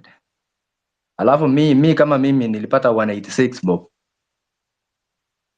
So majamaa anauliza kama wanauliza kama hiyo pesa ya mashujaa, hiyo siku ya parade ya mashujaa yenye ilikuwa Bungoma, maafisa wengi walilia juu hiyo pesa walikata. Sijui nasikia watu walikuwa wanapata 15k, 20k, unlike majamaa wengine wa KDF walikuwa wanalipwa pesa mingi. Issue ingine ya pili ni issue ya uniform, yani like maafisa wanashangaa mbona wakubwa wa prison wanafaa combat, alafu sisi wadogo tunaambiwa tusifanye hiyo combat. Sasa majamaa nauliza like kwani uniform sinafaa kuwa same, alafu ukifanya hiyo combat wanakushtaki. Hiyo ni issue ingine. Issue ingine ni story na housing. Like maafisa wengi hapa kwa kambi wanaishi manyumba zingine zinakaa bana, inakaa refugee camp bana. Inakaa like sijui nyumba ni ya bricks, mabati ni ingine mbovu. Nyumba zingine hata zinanyesha. Alafu wakubwa wanapatanga house allowance mingi, unapata hizo manyumba za korofa wao ndo wanaishi. Story ingine ni story na hizi working conditions. Like matawa mingi hapa ndani, matawa mingi hata ukienda Kamiti, tawa ni mbaya, unapata sijui matawa ziko na kunguni. Yaani zingine zinanyesha. Alafu ofisa akiingia huko hakuna kutoka. Baridi ndo hiyo, ukishuka wanakushtaki. Sasa majamaa wameboeka, ground ni mbaya, ground ni hostile. Alafu story ingine ni story na about hizi mabunduki. Like mabunduki mingi watu wanasema ati hizi vitu zimekuwa ovyo, zimekuwa fake, yani like zimekuwa ni vitu za kitambo. So majamaa maskari wanasema tunataka weapons zingine mpya, hatutaki hizi vitu ya kitambo ati sijui nini, tunataka vitu zingine mpya. Alafu kitu ingine pia majamaa wanasema most inmates in most prisons are either in civilian dresses and those in uniforms are yote imeraruka. Sasa majamaa anasema na kuna pesa, nasikia kuna pesa imetengwa ya uniform ya wafungwa. Alafu huko ndani pia ati kuna kunguni na kuna pesa imetengwa hizo madawa za kunguni. Sasa majamaa anauliza hii pesa zimeingia wapi? Next story ingine ni story na about alafu majamaa pia wanauliza kama wetu mbona kama hiyo pesa hiyo 4K ya juzi mbona wakubwa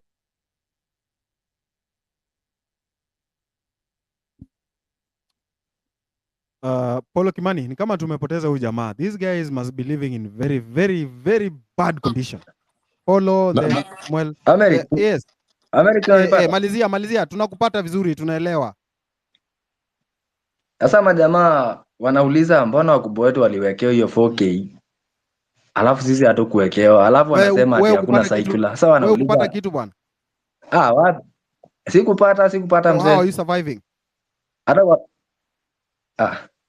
tuna survive tu bro, tuna survive tu. Unaenda mtaani kidogo, unakaa na mahindi, unasukuma maisha kidogo kidogo hivyo hivyo.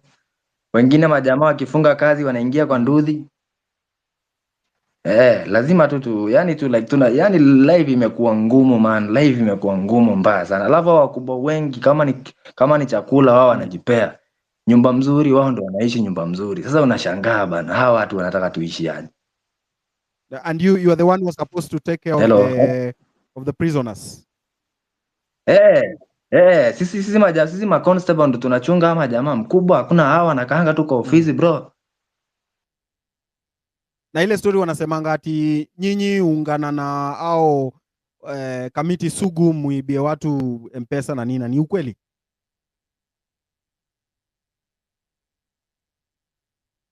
Hello.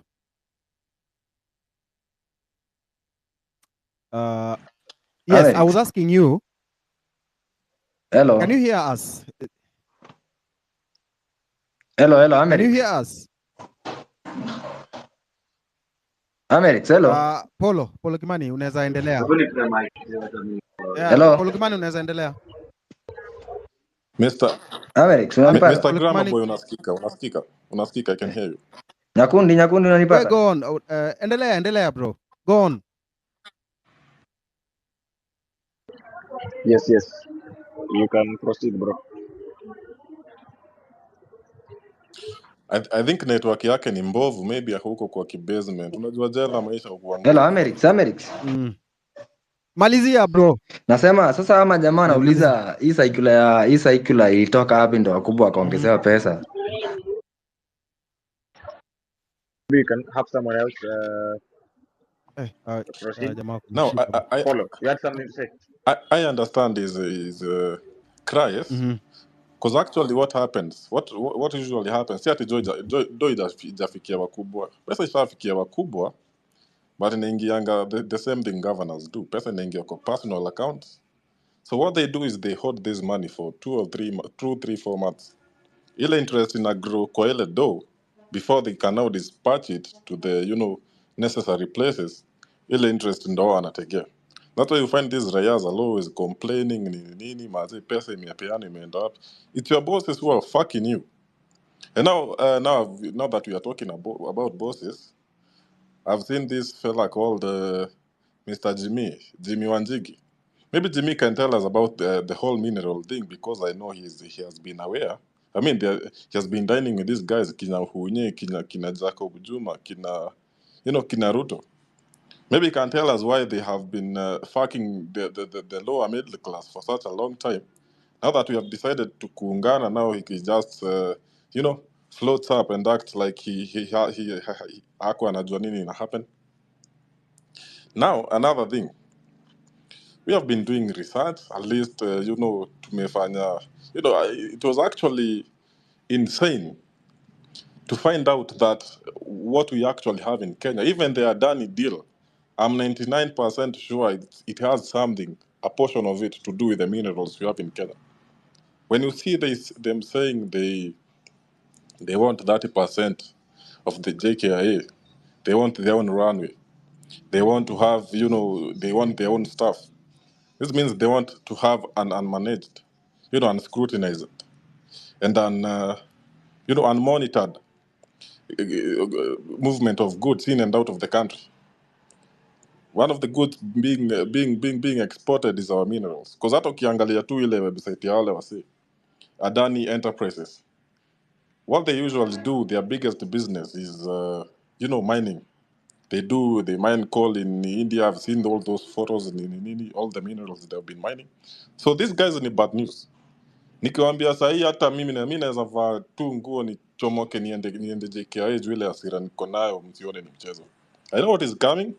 The plague has just started. Now, that place called Taita Taveta, that is the hot cake of all the minerals we have right now. Because from my calculations, we have about 260 billion US dollars lying there, in form of titanium, in form of uranium, in form of niobium, in form of tantalum, in form of manganese and other minerals that maybe they haven't been they haven't been mapped out yet. But what I've seen today is the government, which is by the way illegal, has unajua ile ni land ya community. The government, under abnormal circumstances, has just decided to give 500 acres to this guy called Devki. The one saying that Ruto should be given 25 more years. I've seen hata amepewa, nimeona amepewa hata title deed. This is very bad bana. When ukasia Amepewa title deed. Unapeaje a foreigner a title deed? How? It happen wapi? Ni Kenya tu hapa ndio unaona vitu kama hizi. Maze ndio nakwambia, sasa ni kama watu feel. And now I've been trying to, hata nimeambia ndugu yangu pale Webuye nataka hii nyingine aniletee. Kuna hii kitu tulikuwa natumia tukiwa vijana inaitwa fair, I feel like nimefika my what do you call it? My climax of hasira. Being peaceful isn't working anymore. And I'm not going to sit down and watch you fuckers over and over and over and over again. Wacha tutoke maandamano na fair. I'm not saying mtoke maandamano na fair, but this is just a thought I've been thinking about. We are so much in deep shit, and these politicians don't seem to be giving a single shit what we think. Mgome msigome, we are still going to do what we want. Given the Adani deal, they want, we might be just here ranting and they'll just go ahead and do it. Kimani, just hold on. Shikilia tu hapo. Kasmuel, I see you here. What do you want to say? Yes, brother. Mm-hmm. Have you told these fellows you're my mentee? Yes, great. yes. Wonderful. Those people who do not know, Amerix is one of the people who really, really helped me out with drama and music when I was in high school. No, I'm not bragging. However, mi nataka tu hasira ibaki juu. Leo sina, I don't have sijui facts to give you. I just need to bring a few things to our notice. This past 2 or so days, you've seen the vetting of the CSs happen. You've seen that people have claimed that they've worked for 30 years and they accumulated, for example, 400 million. But in the past less than 2 years, somebody's net worth has increased by over 200 million. I don't know which business that is because remember the shilling was not doing too well. Tax has gone up, cost of living has gone up, but kuna wase bado wamemake na sijaona hiyo business because politicians don't produce anything. All politicians produce is violence and chaos. They don't have industry. Unasikia mtu anakuwa vetted. The question wanaulizwa, where have you said? Mtu kama Duale anasema from selling his biography. Najua watu wenye wako hapa, very few people have read it. And yes, because it's the biggest selling book in Nuria does not make it seem as though he's selling 1 million copies a week. Again, uliona nani akikuwa interviewed Oparanya. Nani Junet alikuwa ana nod as though to guide the person to answer no to the question. I'm hearing people declare their wealth. Nobody's even asking for tax returns. These questions are being asked as though it's just a formality. Ini meeting ya watu wa form 4 wanajaribu kusema nani atakuwa CU chairman. And ilikuwa isha determiniwa first term. These people are just hanging out as a boys club. I need to remind you, undiweke hasira juu. Sina sijui nini. Polisi umesikia our comrade the cop saying waliongezewa 4,000. Have you seen the amount of force these people use to us on the streets? Is it worth 4,000 shillings? If you're a cop and you're listening to this, I need you to ask yourself, is 4,000 shillings worth brutalizing your brothers and sisters for on the streets? Remember, again, there's this propaganda of this silly disease that's being touted called Mpox. If by my analysis, it just feels as though they want to make it look like COVID. You've seen the photos of the boil looking all ugly, but it feels as though they want to impose a lockdown. So that what wasiandamane, so that there's no public gatherings, because they've just dissipated it as propaganda. And this is what we said: this aura for aura business should not cease, because Ababu, the government needs to be reminded that they do not own monopoly of propaganda. They might have monopoly of violence, but they do not have monopoly of propaganda. Remember, hii kitu ya mpox it doesn't, to me, it doesn't even sound like a real disease. Ina sound kama kitu imekuwa fabricated. It sounds like a sponsored ad, because at your patient zero got it while traveling from Uganda to Rwanda through Kenya.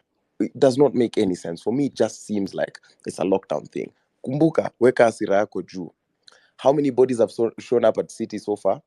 The last time I saw the report, it was 240 something. So it means one body for every constituency. Uko hapa, you've sat down as a Kenyan, bado unajiuliza ati why should I go for maandamano? It is for these people who are dying like dogs. Those people, I attended this Tom Boyer show and they mentioned the names, and I remember being so moved and standing, because there are people who laid their lives so that we can get this far. Remember, your local politician produces nothing, but sisi tuko hapa Twitter, tunatukanana, tunasema sijui nani has done this. While the revolution is going on, we need to have one common enemy. Our common enemy is a conman, he's a looter, he's a killer and a murderer, and hires on corruption and cronyism.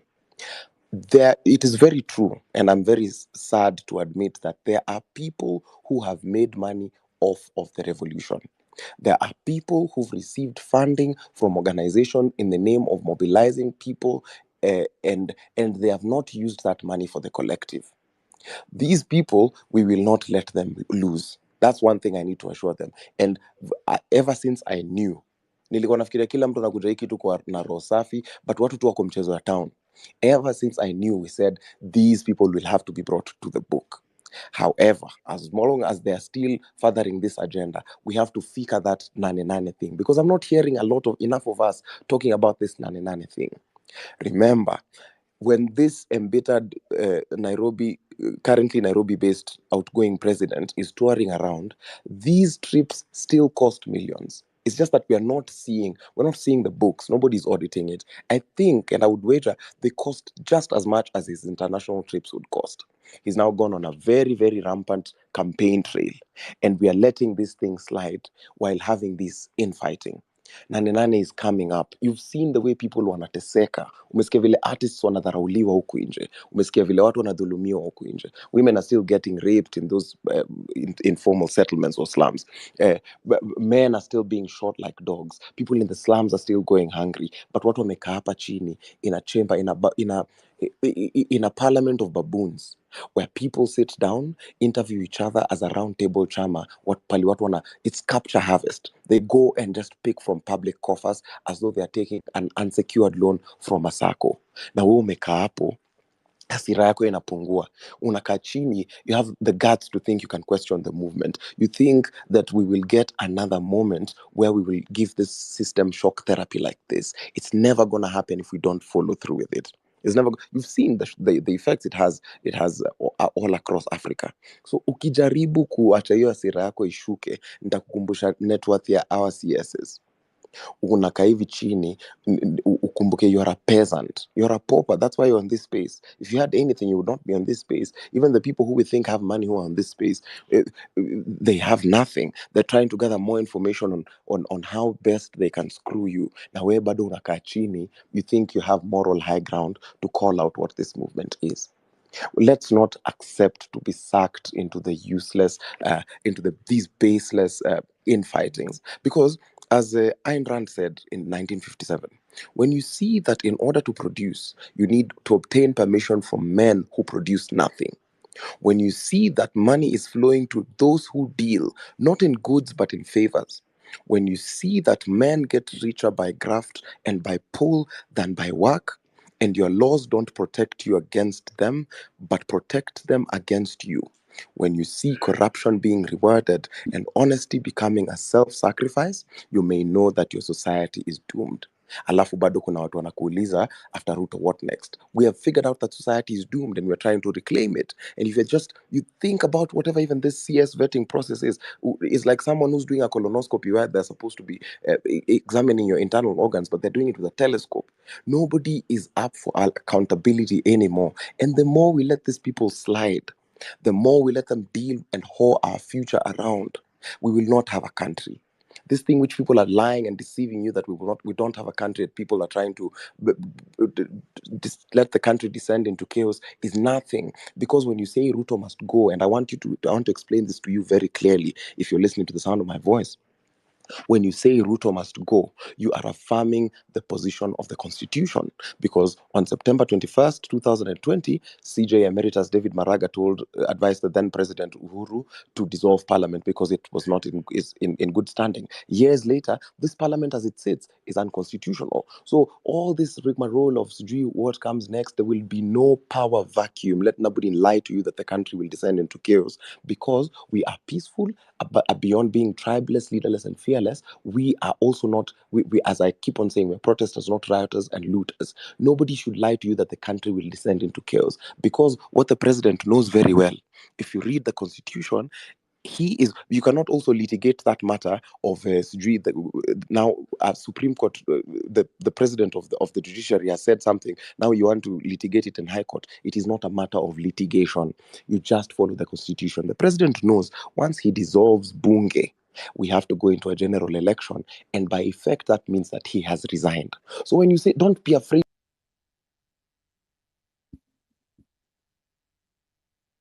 Hello? Nobody lied to you. Can you hear me? Let Yes. nobody Can you lie hear to me? you. Okay. Yes, I can. Let me just Okay. wrap it up. Let nobody lie to you that the people are not for you. God is for us, the people are for us. And I talk as a person, nimeingia ground. Nimefanya hii kitu online, nimeingia ground, and everybody is ripe for these things.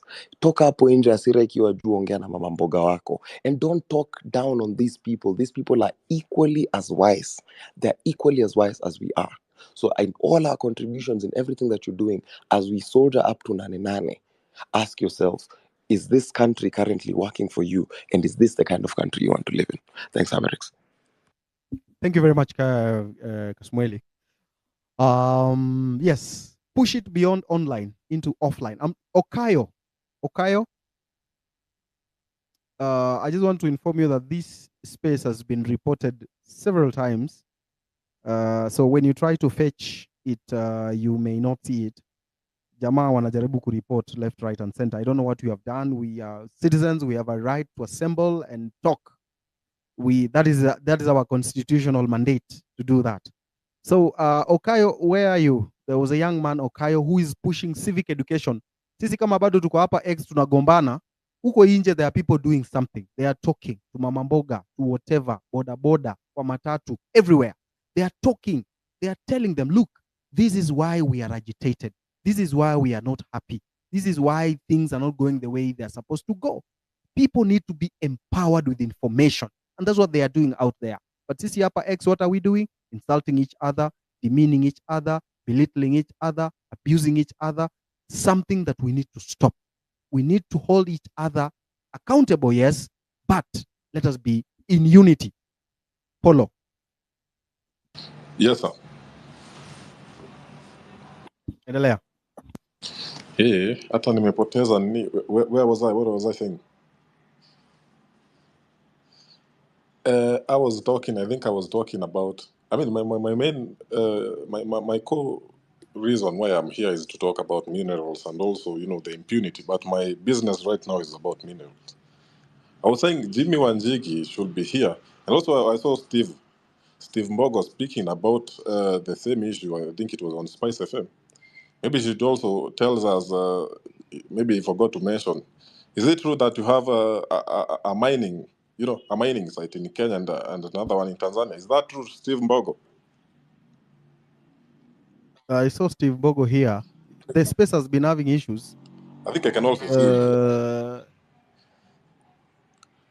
Steve Bogo, are you here? I saw you. He was in the speakers panel. Yeah, he's a speaker.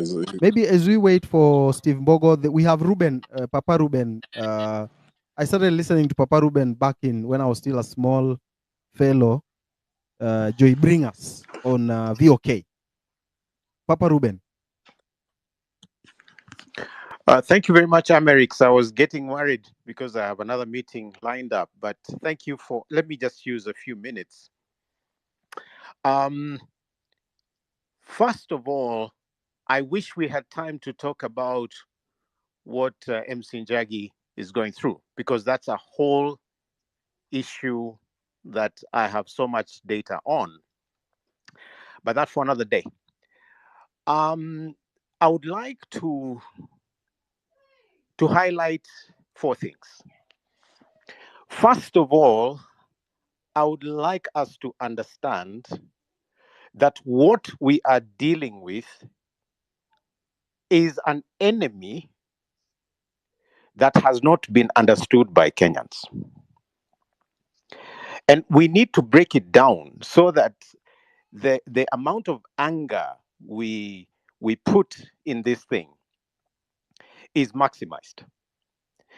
Now, if we want integrity and somebody does not work on it, if we want accountability and somebody doesn't like it, if we want a lean government and somebody wants an expanded one, if we want to live within our means and someone is teaching his people and living extravagant, then we have a real enemy of our country. If we want the sacking of the entire cabinet, as in let them go so we can have a national representation on meritocracy, then we have a reshuffle of cronies. And worse still, you have the so-called opposition brought into government as if to mock citizens. It's like mtadu tunaenda kufanya hivi, and that's what we want to do. You can do nothing about it. We know that parliament is an appendage of the executive. That we know. We know what they have done to us in this country. I mean, the fertilizer scandal notwithstanding, they can mock us that way, and money will change hands, and one way or the other, parliament will remain what it is. So when we see the so-called vetting, and we actually take time to listen and even comment, I'm wondering, honestly speaking, what are we even commenting on? We already know this is a rogue system. We know it's a rogue process. So we need to come to a place of reality where we really understand our enemy. And we must come together and go to the root of the problem. You know, I want to say this. Many of you view me as a musician, and so you read me in the light of a song. And you view, some in fact view me on the basis of disability, all of that. But I need you to know that I graduated from university at the same time as Ruto. He was at the University of Nairobi, I was at Kenyatta University. We are 9 months apart in birth. And so I have been around and I've been looking at how this country goes. He goes into business, I go the other direction into my professions and other things. And we come to a point where even with systems of education, we all know what worked and did not work. We know what this country needs to be. And so when you see me angry, I'm not angry because the Gen Zs provoked us to look at these issues. I've been angry for a long time. If you go to my videos, I've been speaking against Uhuru Kenyatta and Raila, especially from 2018, the BBI stuff. So I don't come into this the way you view me as a singer. I come as a bona fide citizen. And for those of you that think I'm from Rwanda, I'm from Bunyore. Kigame is from Bunyore in Vihiga. So I'm a citizen of this country. And I may be a singer, but I'm a PhD student right now. So it's not lack of education. It's not a pity party thing. I'm in this because I'm genuinely angry and I want Ruto to go with his entire system. For heaven's sake, I'm a philosophy, I teach philosophy, I teach history. And I'm so angry that a few people can take a whole country captive and, lead them like they own them. This cannot be allowed to go on. No, we will not let it happen. This country is full of blood. We've shed too much blood from independence. But Ruto and his system, in 1 year, we only know 247 at the city morgue. I've been to the Yala River. I've been to that hospital and talked to those guys, some families, some doctors there. When Giggs Tata was shot, I went to Mombasa. I was with the family. I was at Kenyatta Hospital visiting with those who were shot, who were injured. We are not dealing with a joke. Citizens have been murdered by this country, by this government. In my private time, I talk a lot to people in the security docket. I have policemen who are my friends. When somebody tells you they have, they are given like 17 to 18,000 a month, of course, it sounds like a lot. But that is what they have for rent. That is what they have for food. That is what they have for the school fees of their children. That is what they have for transport. That is what they have for everything. And they're living in squalid conditions, Mabati structures, like the officer said, some of them leaking. I have friends in that state. When we talk about a few people living like they don't belong here, friends, I don't think we are angry enough. I don't think we are angry enough. Don't waste your time looking at what businesses they're doing. Those children have money that can last them like 17 lifetimes as people go hand to mouth and sometimes without anything in the hand to take to the mouth. I have people who inbox me not having eaten for 3 or 4 days. And I'm not paid enough to be able to have something go around for them. I'm talking to Uber drivers that are being harassed like crazy. Kenyans, if we allow these guys to, consolidate and kill the spirit of the struggle, we will be very bad losers. So let me just give a few suggestions. First of all, I really think that union leaders, those that are organized enough in groups that are suffering, need to come together and re-strategize a non-violent approach that succeeds our demos. We need to find a way of bringing this government to their knees because they are using our resources, our taxes, to stay in power and harass us. So maybe if we identified certain businesses, certain services that run because of us, and we withdraw for a day or two or more our monies that go into that, whether it's just keeping our cars at home or border borders, so that we don't fund their petrol stations. We need to come to a point where we do more than go on the streets. And I'm not saying this because I'm not going. I'm blind, but on Thursday, I will be on the streets. And like one colleague said earlier, if we perish, we perish. I've been on the streets in Eldoret. I've been on the streets with the doctors in Nairobi. I've been on the streets in Mombasa.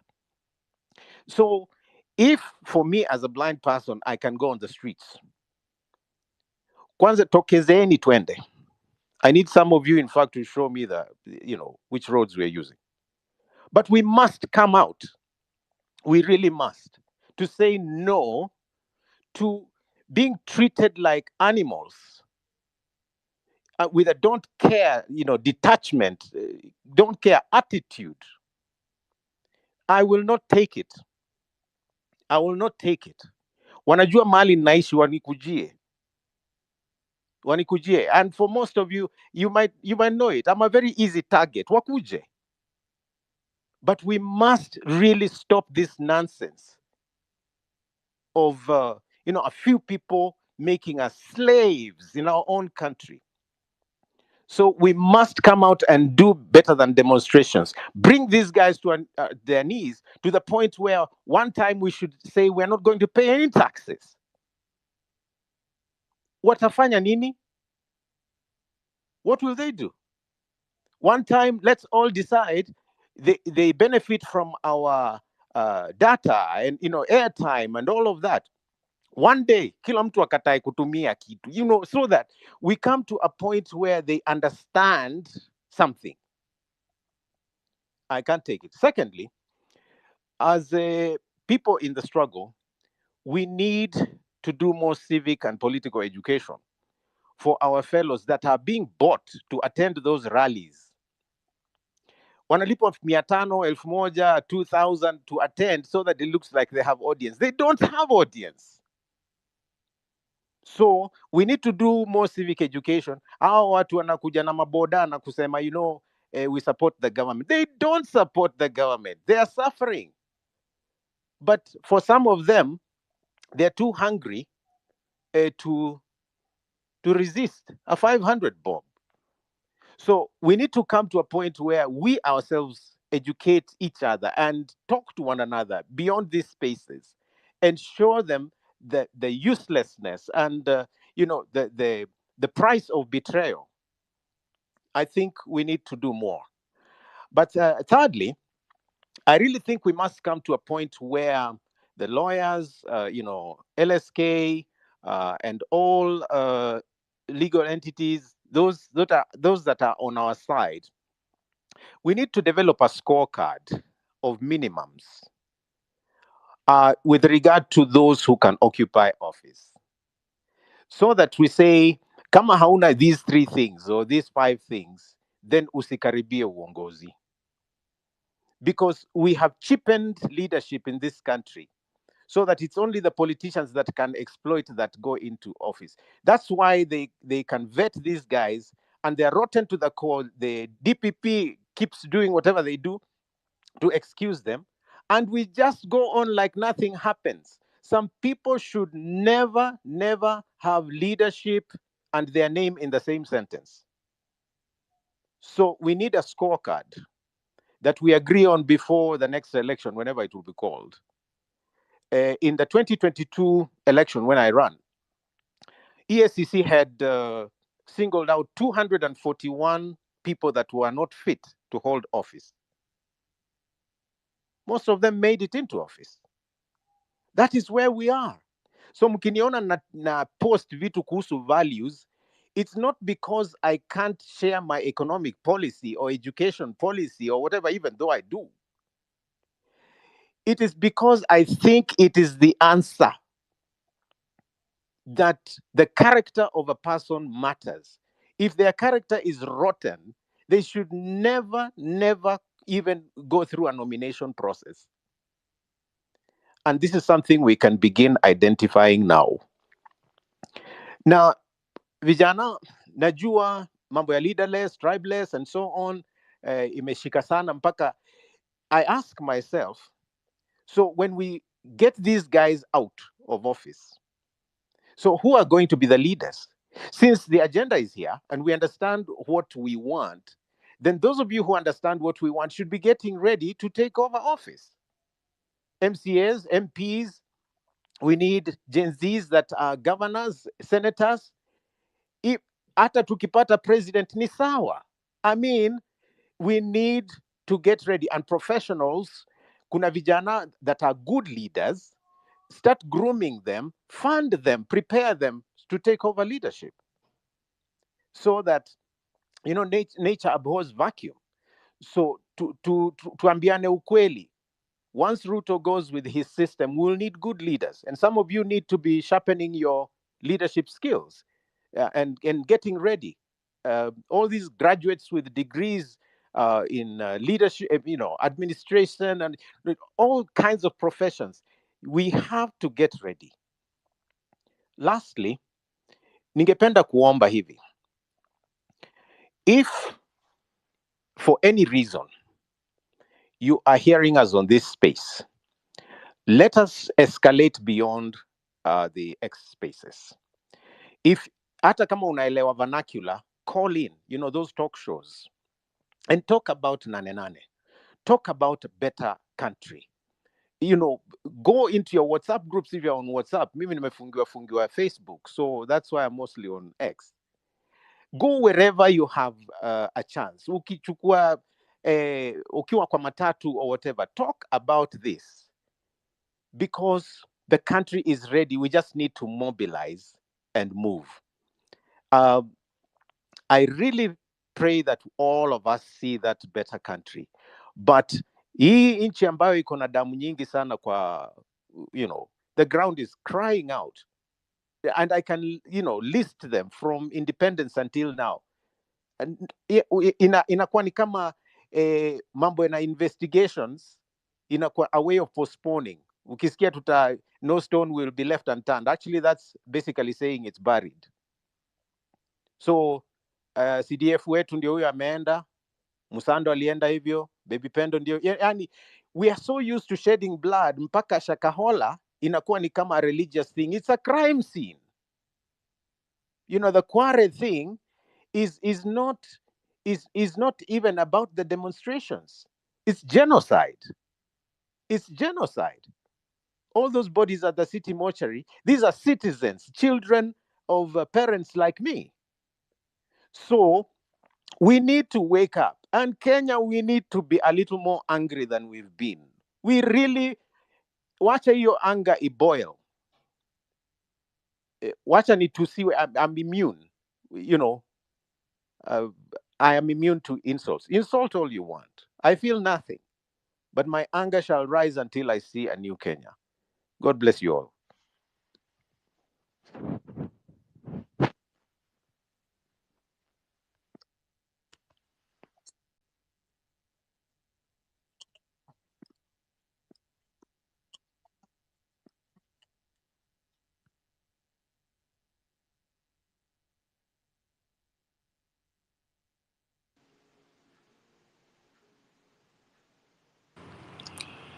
Now, I'm still waiting for Mr. Steve Mbogo to answer my question. Mr. Steve.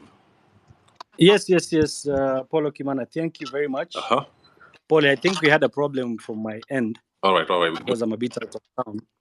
Yeah, but thank you for bringing up this topic. And as I speak as someone with a vast know-how on mineralogy, because that's one of my interests and one of my businesses.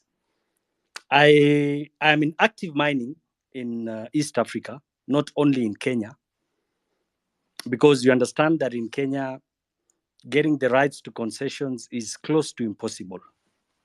So I've got interest in Tanzania, and right now I'm doing mining in the Democratic Republic of Congo.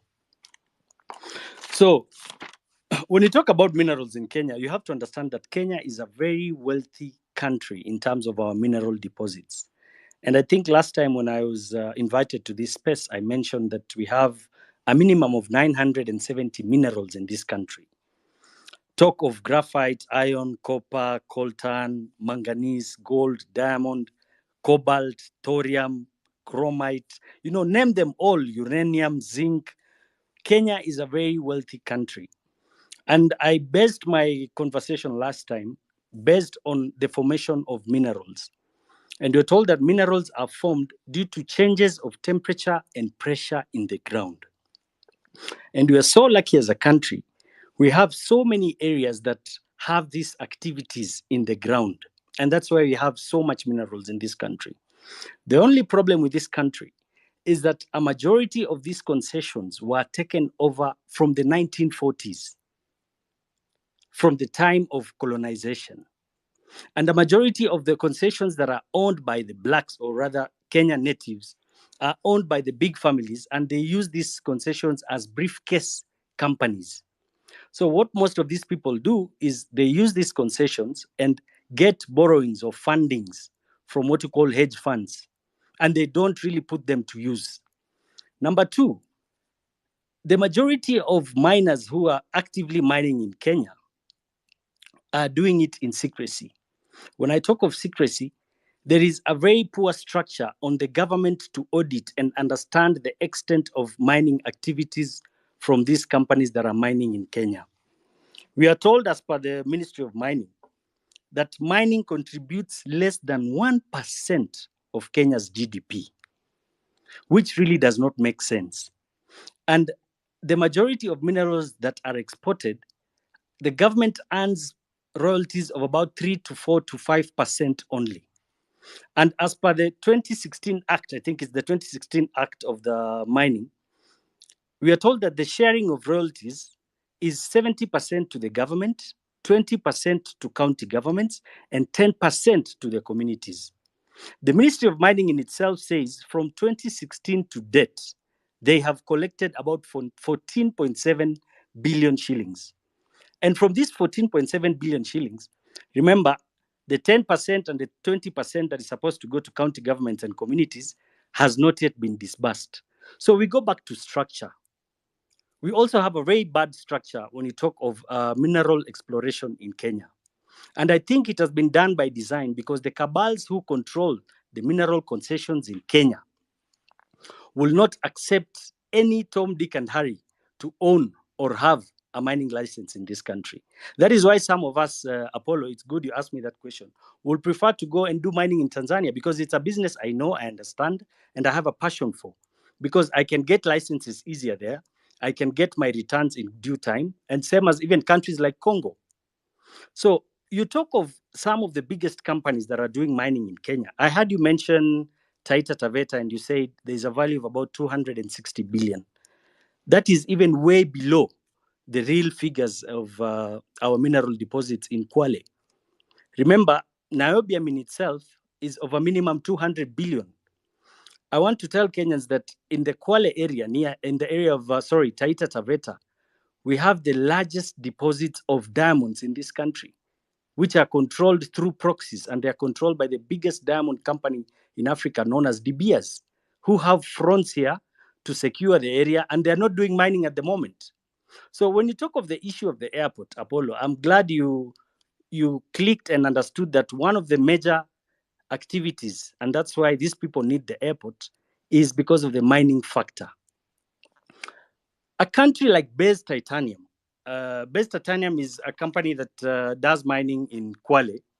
I remember when they opened up their investment in the year 2022, they invested about $280 million to do mining for the titanium. And titanium is a mineral used as a pigment in house paint, plastics, and all those other stuff. 8 months down the line, Base Titanium had declared that they had made 350 million US dollars in less than a year. So you can imagine, within a year, these people had gotten their money back, and they've been mining ever since till to date. We don't know how much the real figures they're mining there. The government is not earning enough royalties from the extracts of the mineral activity. So we need proper structures. Number two, I'd like to touch on the issue of the airport, because I think today that has been one of the bone of contention. And I want to tell Kenyans that a time has come where we really have to open our heads and understand what is happening in this country and the world at large. Most of us perceive this cell as a normal cell. But when you sit down and understand the scope at which this cell or this list is being drawn at, it raises a lot of questions. Many a times I've mentioned to Kenyans that there is a big global agenda to transform governance of the world to what we call a one world order agenda. And I've mentioned enough times that Kenya has been chosen as the pilot country for these implementations. Now, in one of their policies in the New World Order agenda, they are very open and clear, and they call themselves what you call liberal states. They have a thinking that they are going to convert sovereignties of other countries to one world government, which will be liberal. When I talk of liberal, it means countries without borders. And that is why the president, many times, he's been suggesting issues to do with abolishing of visas and opening up our borders. Now, look at what is happening in Europe today, or a country like America. As we speak today, there is so much chaos in the entire Europe, even UK. In London today, civil war they're at a brink of civil war. Why? They created policies to open up their borders and infiltrated immigrants purposely to bring in these immigrants to create chaos in the country. So when you look at this Adani deal in Kenya, in my own perspective and what I know and understand, is that this is not just a business transaction or a business venture. Adani is being used as a front company by the globalists to ensure they take over our most strategic transport hub, and that is the airports. Because the moment they will have control of our airports, they will have control of what is going in and coming out into this country. The moment they have control of our airport, they will dictate every other movement of staff and people and products and commodities in this country. So this is not just a matter of business transactions, and that's why it's not making sense. How can people propose to invest an investment out of 100%, which is about 2.5 billion? They're saying 53% will be financed by JKIA, 30% will be a borrowing, and for the borrowing, they need the title deed, which is about 4,500 acres. So in basic terms, it is total control of the airport. And the reason why they want to take over that title deed, that is in the essence, in case there's change of governance, there is no way we can take back our airport. Now, Kenyans need to understand that there are so many activities happening in this country that no one is speaking about. One of the biggest activity, and it is the biggest business in the world today, is not drug trade or ammunition trade or contrabands. The biggest thing happening and the biggest business happening in the world today is what we call human trafficking. And it is very sad that Kenyans are not discussing this issue.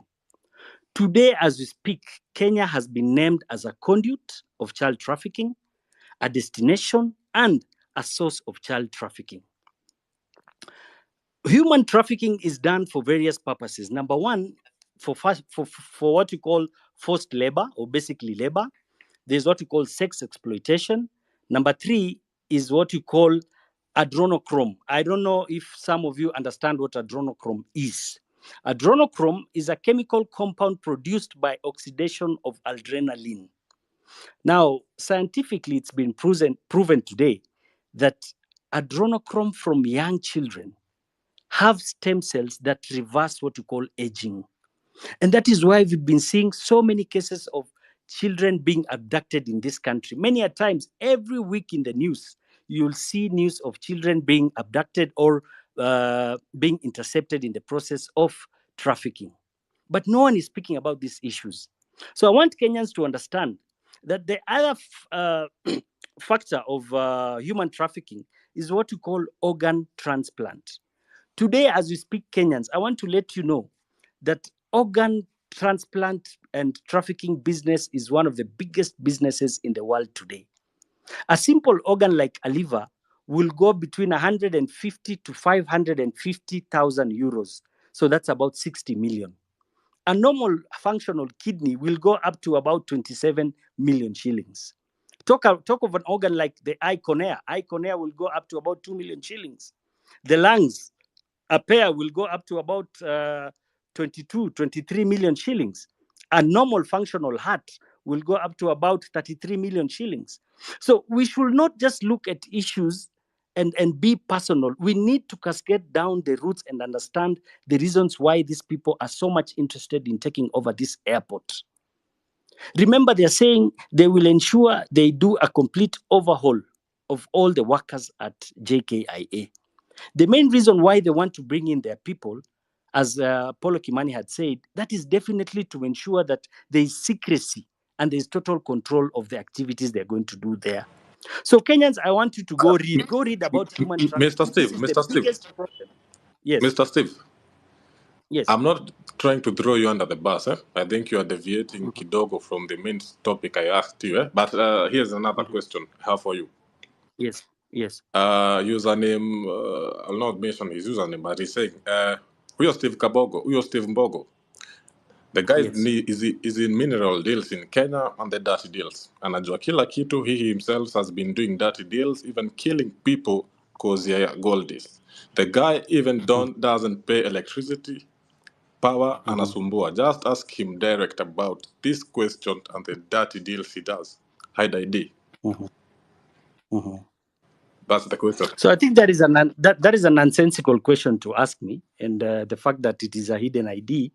We are here to discuss issues, and you see, the biggest problem we have is we divert from issues. I think we are here to discuss simple issues and issues that affect this country. So when someone brings in personal issues or personal attacks to me, let me tell you, Apollo, I'm not the kind of person who can be swayed or bullied by such sentiments. No, I understand. I'm here to discuss. I'm just telling you, I'm here to discuss issues that will help take this country forward. I'm here to discuss on these issues because I understand them and I feel pained by these issues. Remember, the problem we are undergoing as a country today can only be solved by us having a collective thinking. There is no one who has a monopoly of wisdom. Whatever small you know and I know, that is what you're supposed to bring on the table and become solution-oriented people. All right. I understand. But at the same time, you also need to look at where I'm coming from. Over the time, history, history has also, it has proven multiple times.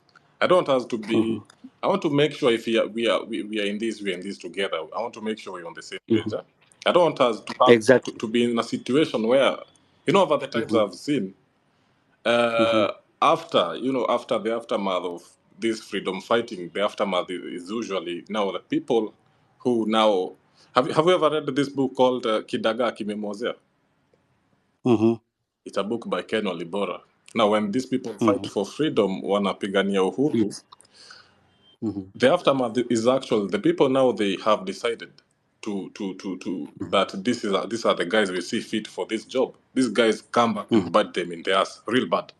Yes. So I need to make sure, Kama, this is Steve Mbogo saying this. Okay, he's saying this. Is he talking the truth? Yeah, I'll tell you, Apollo Kimani, and you need to understand. I'm someone who's been in the political space for some time, and I'm a purpose-driven person. I vied for Stare's seat in 2017. I did not make it. I had the position and the power to vie for the seat last year. But I decided to step back and I supported someone who I thought, and in my own thinking, would do better than I could do for the country. So for me, it has not just been about me. And I'll tell you, I'm not doing this because I need any political seat, Apollo Kimani. If you can do better, count my blessing and my support 100%, socially, economically, and politically. For me, it has never been about me. Ask the people who know me. I've been in leadership for the longest. I was the patron of Kenya University Students Organization for about 5 years. I have raised a crop of leaders who I'm proud of. So it is not about me. I'm not campaigning. I'm speaking about issues that are affecting this country. And I have said again and again, if we have people who can take this country forward, Apollo, I'm a businessman. I understand the importance of good leadership. Me being a businessman, I know if the country has good leadership, my brother, I'll be smiling to the bank. For me, it's about policies and good leadership and know-how. Countries are run by people who have what you call a know-how on how to take the country forward. All right. That so makes sense. it's not about person. It's not about me. So don't think I'm here to campaign. No. All right. Let's collect our minds. Let's bring our minds together and create a solution for this country. All I'm saying is there's absolutely no room for con artists in this movement. And one way or another, we are going to weed them out, regardless of how long it might take, but we are not going to allow that. That is very important. All right. Yes. Can you hear me? Yeah, Am I can hear audible? you, Eric. Oh, all right. Yes. Okay. Just finish, Steve. You're saying something about adrenochrome and organ, and you are prosecuting something. Yeah. Yeah, so I was speaking about this other factor of human trafficking. I think I was more than done. Yeah, you can just wind up. So I just wanted Kenyans to go and do a research of what has been happening in countries like Ukraine, countries like Haiti, where we've got globalists putting their foot down in those countries. And I think this is subject to discussion, and we need to expound on it because it's become a menace. I'm glad I saw Mutua today during his interview. He mentioned about the issue of child and human trafficking in Kenya. So we need to raise our voices louder and louder on regards to this issue. And I think that will be one of their biggest access ports. If they take over the airport, I'm telling you, be ready for massive open border policies that I'm talking about, immigrants coming into this country and illegal activities such as human trafficking and child trafficking. So let us look and think deeper in regards to this issue of Adani. It's not just a normal transactional venture. No. It's bigger than what meets the eye. Yeah, correct. There's a lot. There's a lot. There's a lot going with him. And it's not.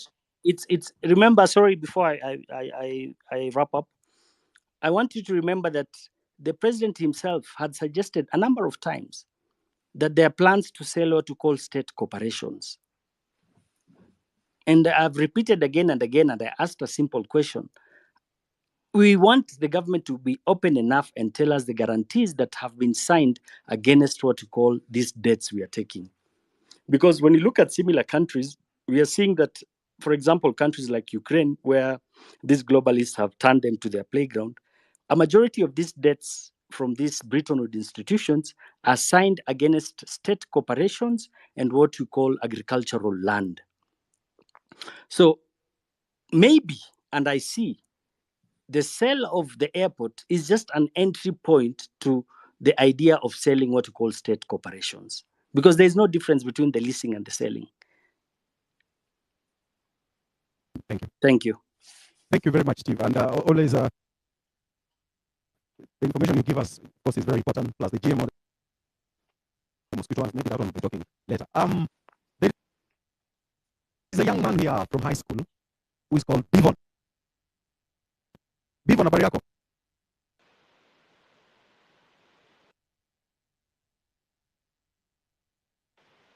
Bivon.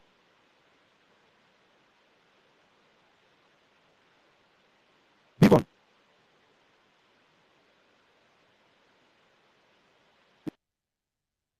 He says he's a high school student and he has something he wants to share. I don't know what it is he wants to share. Bivon.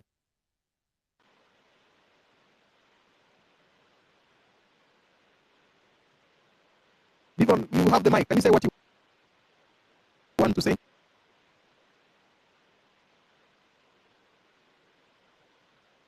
Okay, Mary, take it over. Can I speak? Yeah,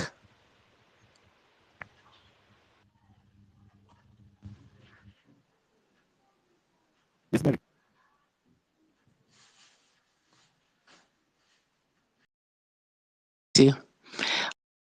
This corporation, the company that takes care of seeds in this country, the government right now owns 52%, but there's a 48% that you can't really get to know who owns Seed Corporation in Kenya.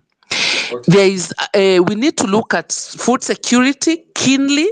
We need to do civic education. If you're on TikTok, if you're a lawyer, help us go through these bills. But GMO is something that should make every Kenya go to the streets, because this is the biggest cause of cancer right now. I was in another space whereby Kenya is ranked the 4th in the cases of cancer in this country, after South Africa, Zimbabwe, and Malawi. What is the cause of these high levels of cancer in the country? It is because of the kind of foods we eat. I think we are so blind into what this government is doing, and we are not following the bills that are being passed in this parliament. Let me tell you guys, These loans that come to Kenya in terms of IMF and World Bank loans, they are attached with a lot of social economic requirements. And one of them is to pass these bills. So why is agriculture being censored? So why are they not passing bills on things like engineering, architectural? Why are they not controlling any other profession? They're just keen on controlling agriculture as an activity. This is very sinister, and I'm calling upon everyone to look into these bills touching on agriculture being passed in this country. They are coming out like good bills, but they are not good bills. They're just meant to control. Like, you're supposed to be registered to be a farmer.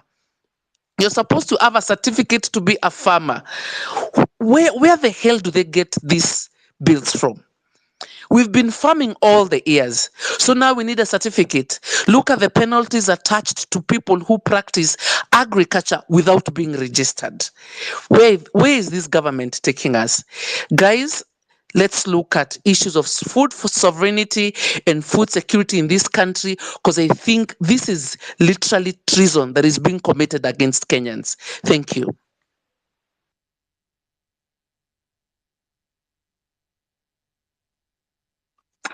All right, my network is very bad. So Joshua Okayo.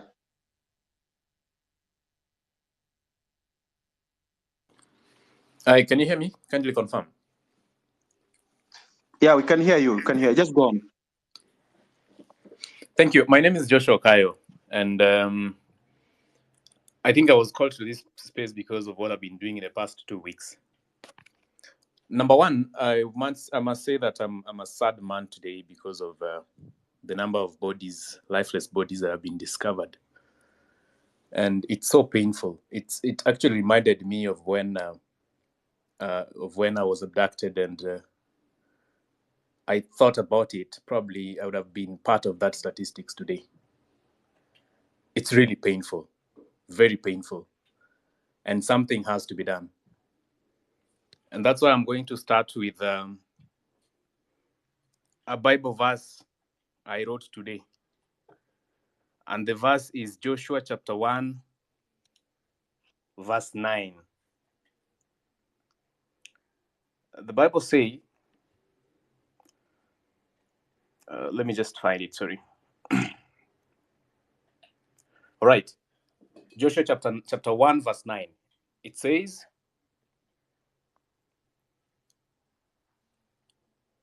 have I not commanded you? Be strong and courageous.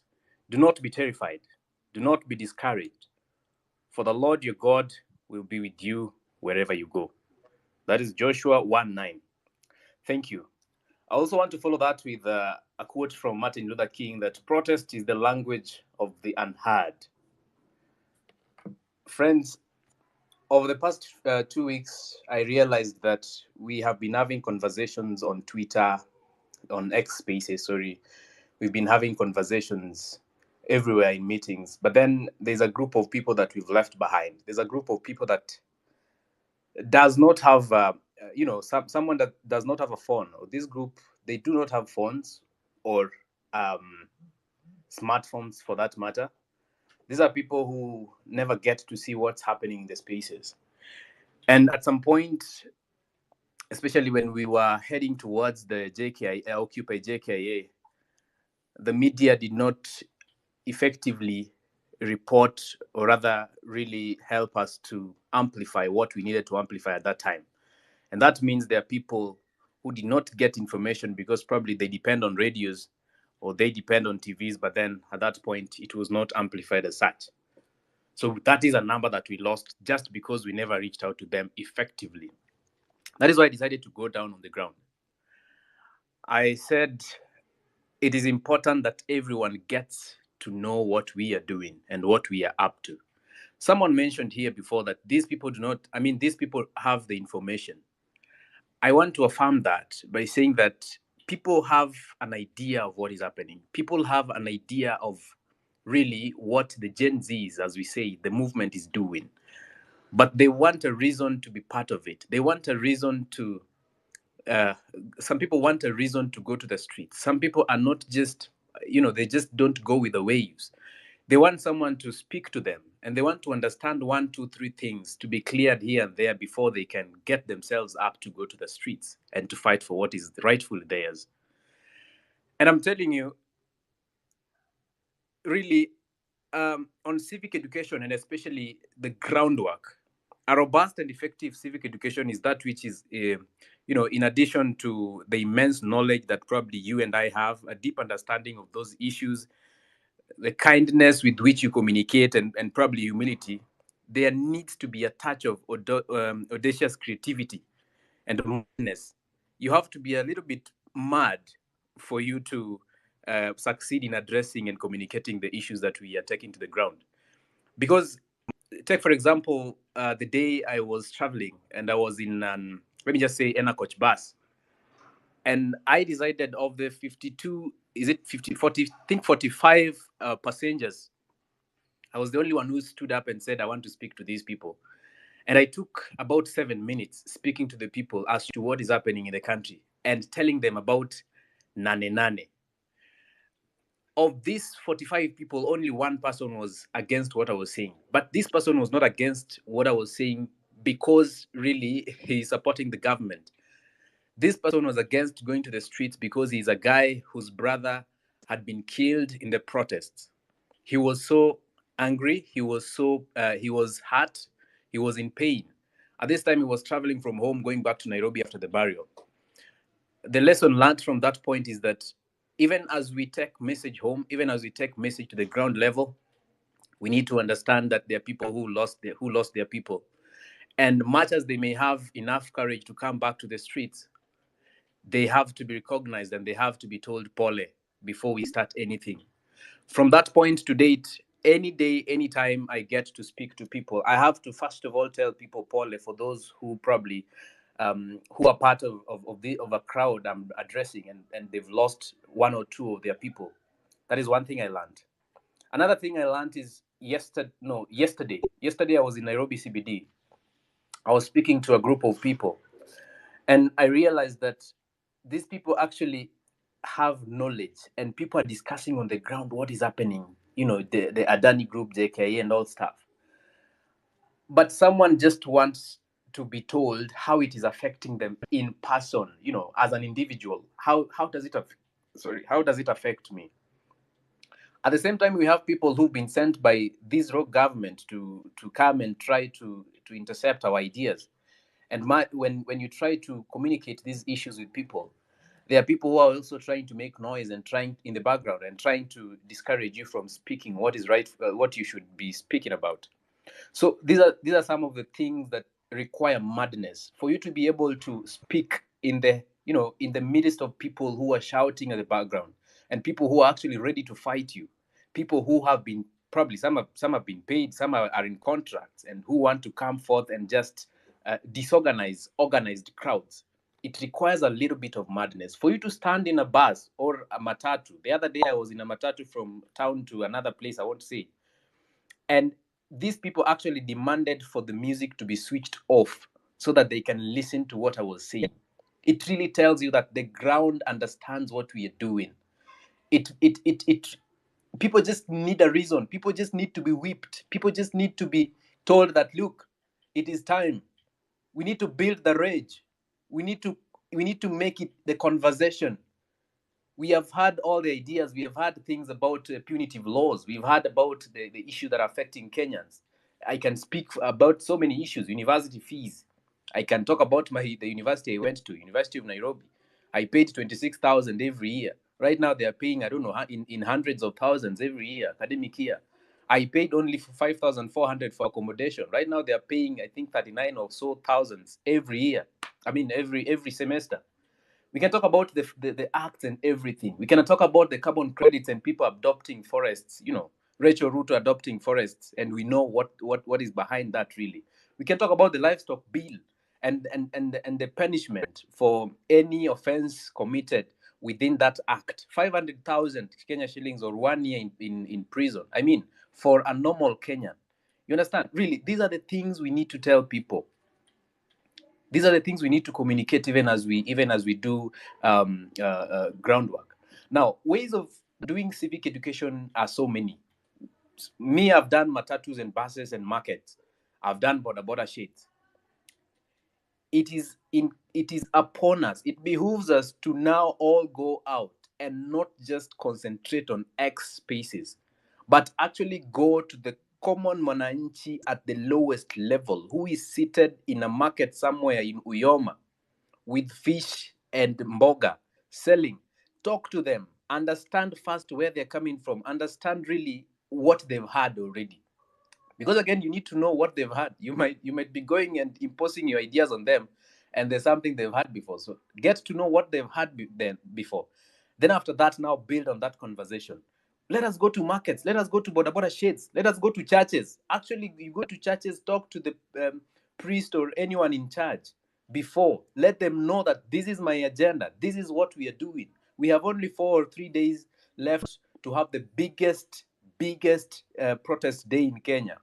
Let them know that, look, all of your voices are needed. And if you don't give me a chance to speak today in your church, then even God might deny you a chance to get to heaven.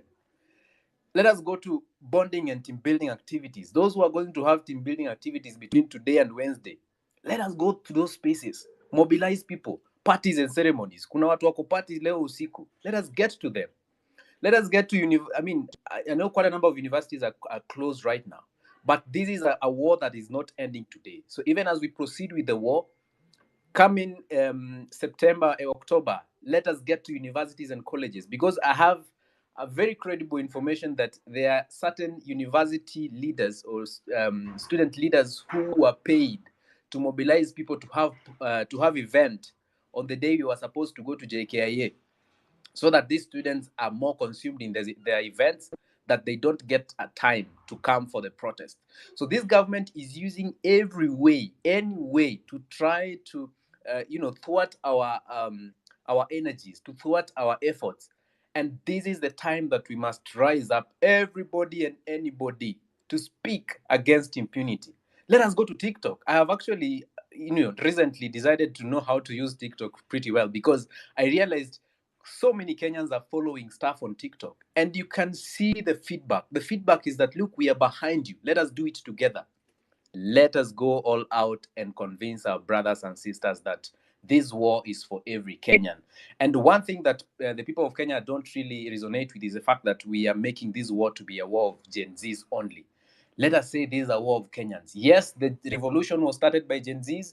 It has been led by Gen Zs for a substantial amount of time, but it is time that every Kenyan comes out and speak against the ills and the things that this government is doing. Now, finally, I would want to make just a message to any police officer or defense or members of the defense forces who are listening. Yes. Look, we are your brothers and sisters.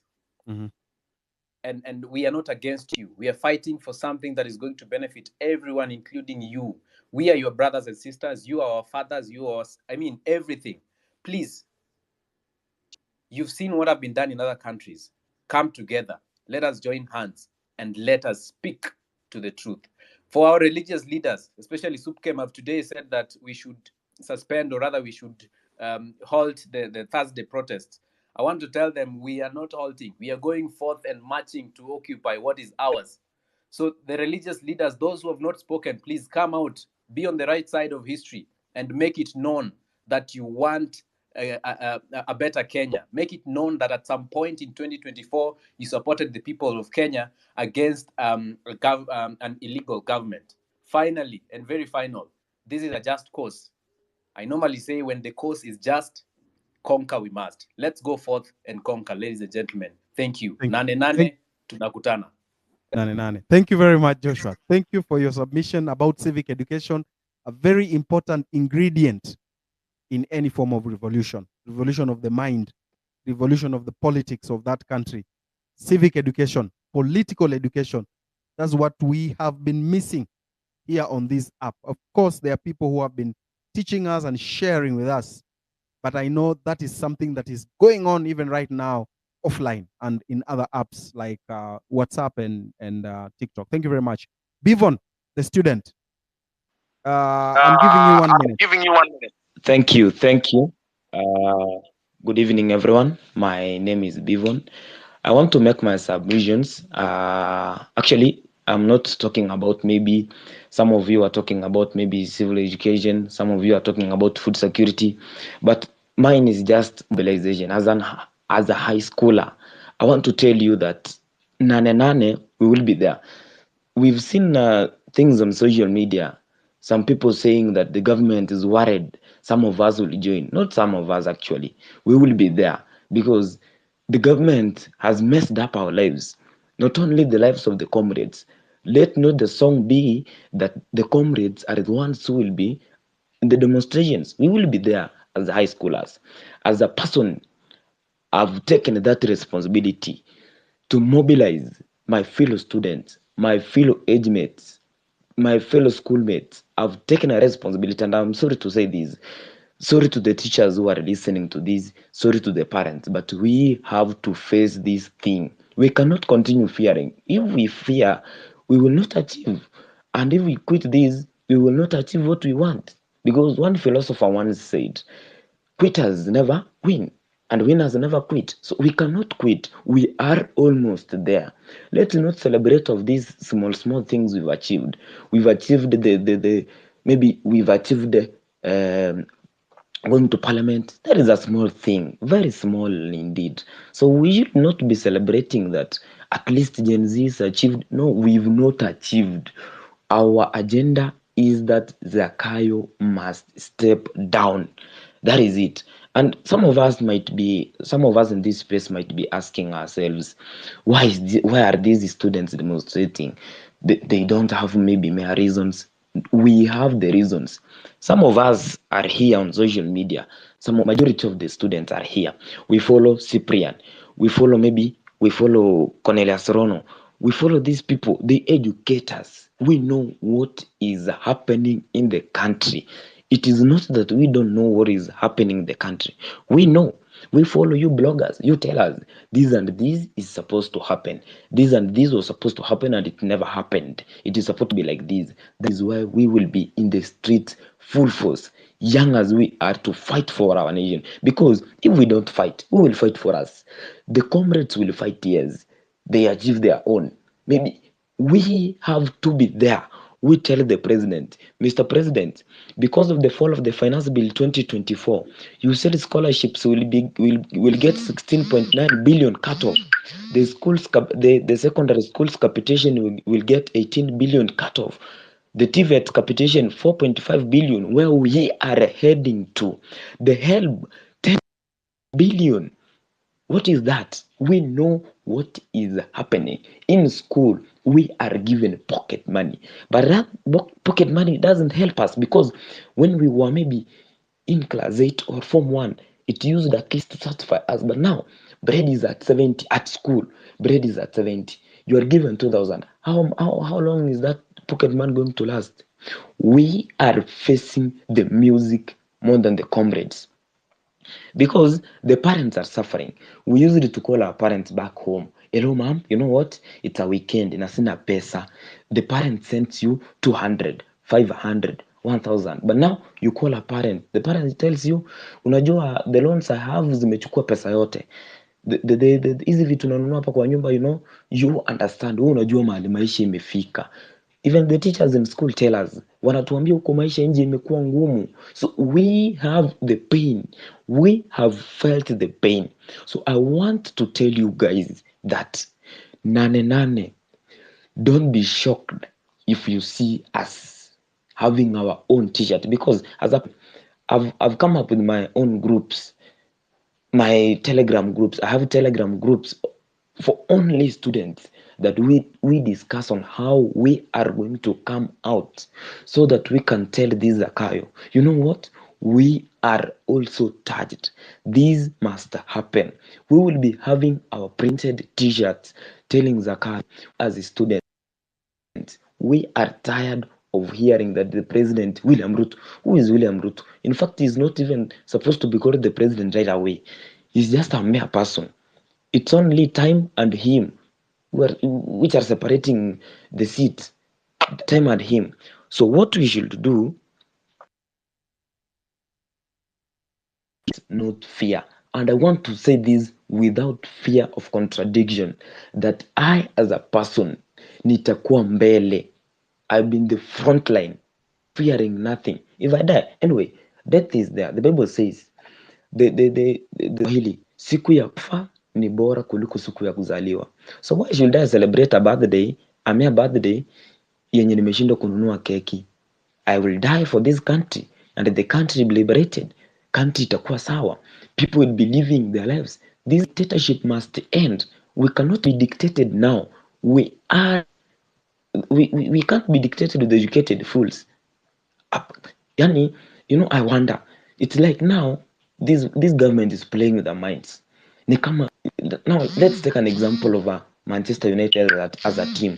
Manchester United, maybe as an example, has failed. Maybe it's down 2-0 goals, 2-0 goals. Now the coach comes in, says, you know what, Onana, why do you know why this team has not performed well? It's because Onana is supposed to play in the midfield, and maybe Anthony is supposed to go back to the goalpost. That is what Ruto is doing, migrating CSS to this place, removing this CS, taking him to the center, taking him to the center back, migrating from the center back, taking him to the forward.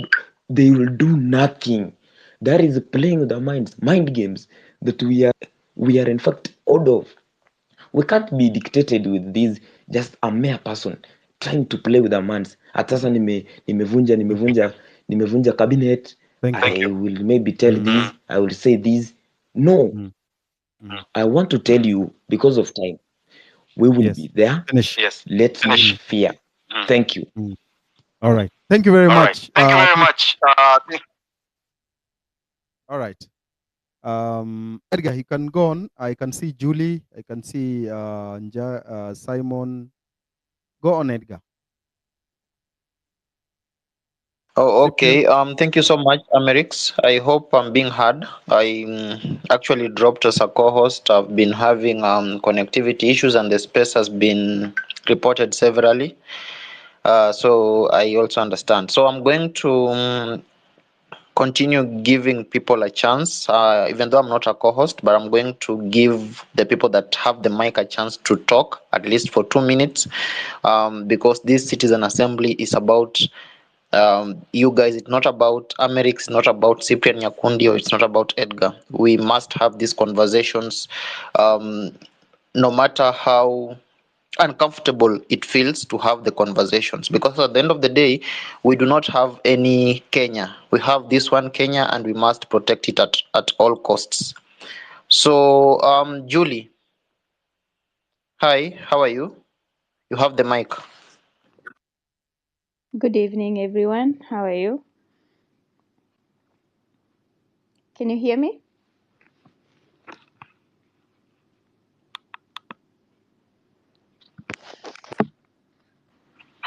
Yes, we Hello. can hear you. We can hear you. Continue. Kindly continue. Okay. All right. Thank you so much. Thank you, Amerix, for facilitating the Julie, are you space. speaking? I am. Can you hear me? Oh, okay. If you're not speaking, I'm going to give ask Ochi. I can see your hand is Hello. up, sir. What do you have to say? Hello, Edgar. Can you hear me? Perfectly. Proceed. 2 minutes. Thank you. But Julie was speaking. I think you can't hear her from your side, but she was speaking. So let her finish, then I'll Okay. come in. Okay. Thank you. Julie. Julie, kindly finish. I couldn't hear you. I can't hear you. Can you hear me now?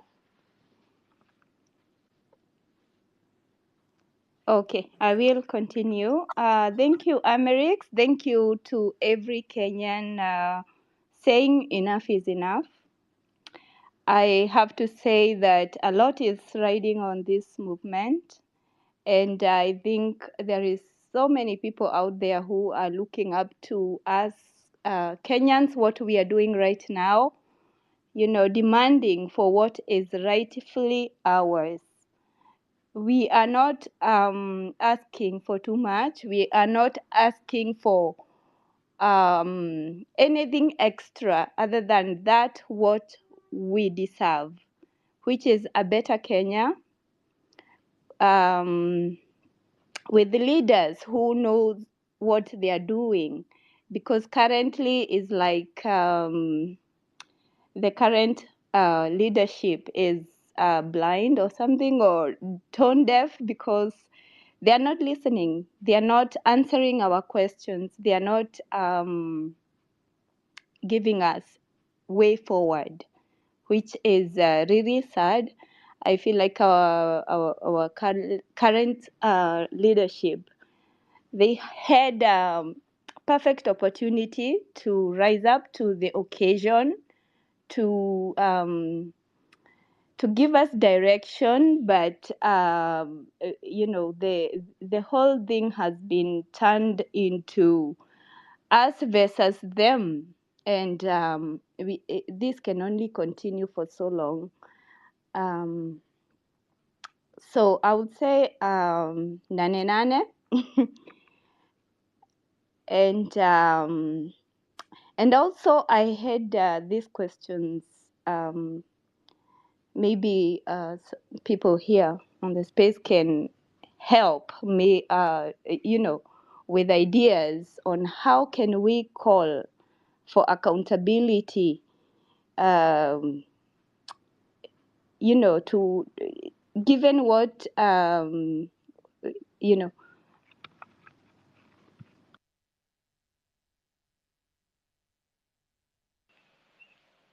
I hope Julie is done speaking. Can you confirm that, Cyprian? All right, pick someone else, please. Let's continue. I Okay. think she's done. Okay, thank you. Ask Ochi, you have the mic. All right, Edgar. Thank you so much, brethren. Thank you so much, the Gen Zs who are here. Thank you so much, the host, Eric, for giving us this platform to air out our views. Now, for me, I have a reason as to why I will be going on the streets on Thursday next week. First of all, I am a business person, someone who's just starting, and I'm so frustrated with the government from their high taxation. Previously, we were paying the business that we were used to pay 5,000, right now unalipa zaidi ya 9,000 bob. Hii 9,000 bob ukishalipa, watu wa Kanjo wanakuja wanakuambia no, wewe uko na machines mbili, huwezi lipa hii 9k. Review your license application, uupdate. Wakikufanyisha hivyo inakuja 14,000. Ukiwaambia that you don't have that money, wanakuambia no, sasa kwa kusaidiana utupee 500 ama 1,000. They will again come after 2 days. If you don't have that money, unawatumia hiyo 1,000 ama 200 unawapea. So inakuwa hivyo, inakuwa ni kama unafanyia kazi hao watu. So unaamua unalipa hiyo 14,000. So since that money inakufinya kidogo, since we ni mtu unaanza biashara, una decide acha nitafute ka fridge, at least niuze juice isupport rent. Ukitafuta fridge ulete, wanakuja wanasema sasa wewe sasa ushakuwa na biashara mbili. You have a mini cyber and you have a fridge. So this fridge is also taxed. So again, you go and review. Una update tena hiyo license yako. So unapata unalipa pesa mingi sana kwa government to a point you go at a loss in the name of paying taxes. So that is the major reason personally as to why I'm supporting Nane Nane and Ruto must go. It is so devastating. And also guys, niko na majamaa wangu ambao they are worried because guys, most small wigs they have a reason to worry because wakienda streets na wabambwe, jamaa kuwaongelelea si rahisi na inaeleweka since they are small wigs, na wanaogopa sana, especially those anonymous boys in outbacks. So I was requesting Edgar, Eric, Nyakundi, we discuss a strategy of how we are going to demonstrate so as to reach this goal of stick together or be scattered and perish. What strategy are we going to use to stick together? Ndo maboys wetu wasibambwe. Because people are in this. People understand what is going on. The only thing they don't have is a directive and a strategy to use to demonstrate or protest. The other day I was at KOT Sonko at TUM and we were talking to a few comrades. People are so frustrated, especially comrades. For example, Eric, mimi niko TUM. Tumesoma TUM na KOT Sonko. Hiyo shule bro, mimi nikiingia TUM, KOT Sonko ameingia hiyo TUM mess ikiwa haiko. But mimi niliingia mapema. Nikiingia TUM kulikuwa na mess. Pale mess mimi nilikuwa na survive na at most 70 bob a day. Because in the morning, nilikuwa na kunywa chai na mkate at 15 bob. Saa saba nilikuwa na choma rice, hiyo ilikuwa 20 bob plus veggies. Jioni mimi nilikuwa nakula sima na mboga, hiyo ni 22 bob. It was very affordable. Though still that mess of ours was most expensive compared to other universities. Hiyo mess ilikuja ikatolewa. I don't know what happened. There are very many stories. Rather, that mess has been taken over by a private investor whose prices are not affordable to many comrades. From the statistics, most comrades walishindwa kustahimili hiyo survival and therefore they dropped out. As you can imagine, Edgar, I had a roommate, siwezi mtaja. That guy tulikuwa tuna survive na yeye. That guy angetumiwa hata 300 a week ama hata 200. So you see hiyo 300 ama 200 alikuwa anaibajetia ana survive nayo pale mess. Saizi food yenye alikuwa ananunua 20 bob, saizi hiyo food ni 70 bob ama 100 bob. Sasa so unaona hiyo 300 haiwezi msustain saizi. So you see such students had to drop out. And these are the many problems zenye zinaanzia huku chini, na ukiona kitu inafanyika huku chini imetoka na huko juu. So guys, we have very many reasons to go to the streets. Mtu mwenye anasema etio tunaenda ku waste time kule streets haja feel test ya hii ama hajakuwa hit na hii government. So guys, I'm supporting Nane Nane and I'm giving you morale. Tutoke next week Thursday to the streets. Let us air out our views. And mi usema kila siku we must be heard because we matter. Asanteni sana Eric, tafadhali muzungumzie hiyo strategy tutatumia ndo at least maboys wengi watokezee. Thank you so much. Okay, asante. Thank you so much for that. I'm going to bring in Captain Gaira. How are you? How are you, Captain?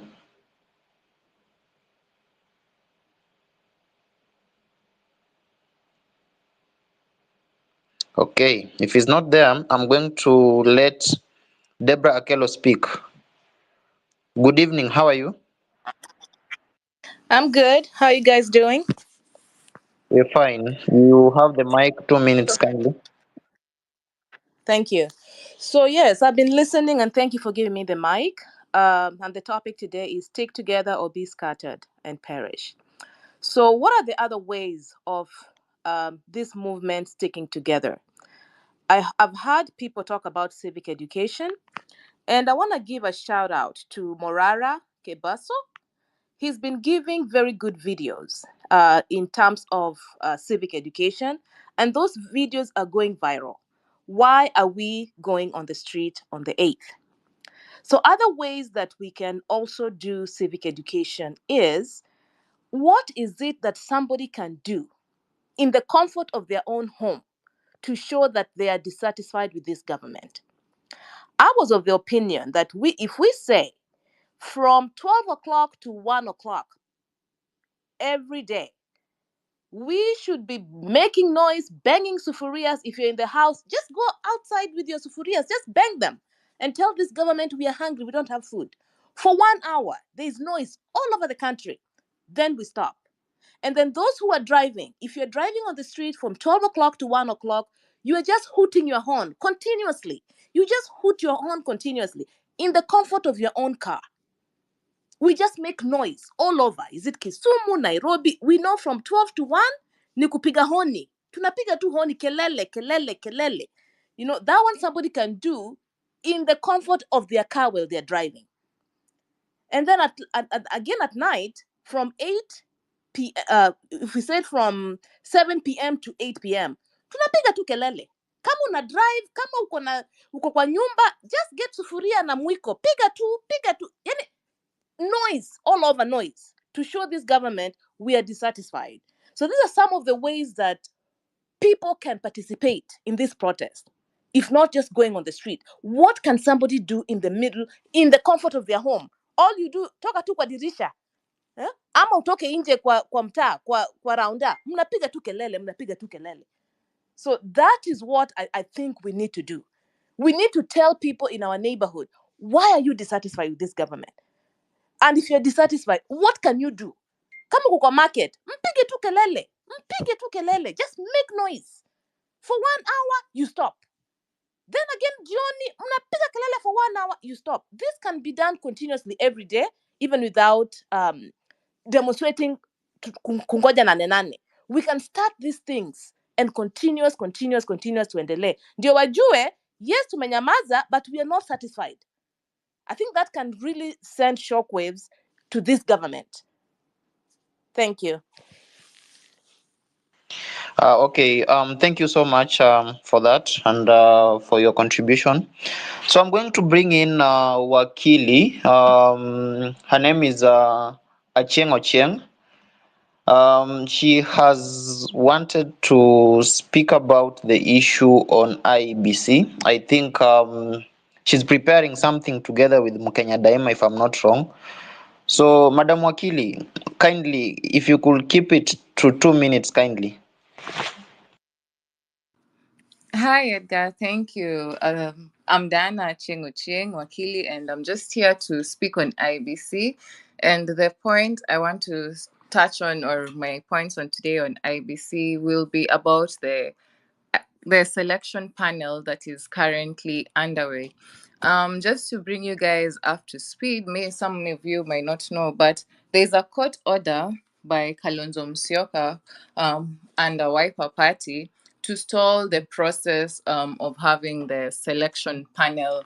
Like, he's stalling the process of selecting the panelists, the IBC panelists. And the reason why he's doing this, it's because him as himself, as Wiper, he wants to switch one of the Azimio reps to be one of Wiper reps. And true, he's part of the Azimio coalition. So I want us to come in as the youth. Right now, I've been seeing, even my mom called me, and we are being called Generation Zote. We're not just Gen Z, we're Generation Zote. And what I want us to touch on, the youth, we've really made, our voice has been heard. We went to the streets, we demonstrated, and we're still going to go out on Nane Nane. But I'll criticize, but najua tita tunakuanga wakali, but mi nitasema vile nitasema, wale watanichukia ni sawa. The youth, we comprise of our population is about 70%. Yeah, I'm talking about people under the age of 35 years. What I just want to put across to all of us, if we made noise and we went to the street and we demonstrated, and the people who benefited from this is Raila and his team. Yeah, they got all the CS positions, and us, it's like we were just left there hanging. They're not listening to us. It's now they've united. It's the government of Kenya versus the people, not the government of Kenya. It's the government versus Kenyans. Yeah.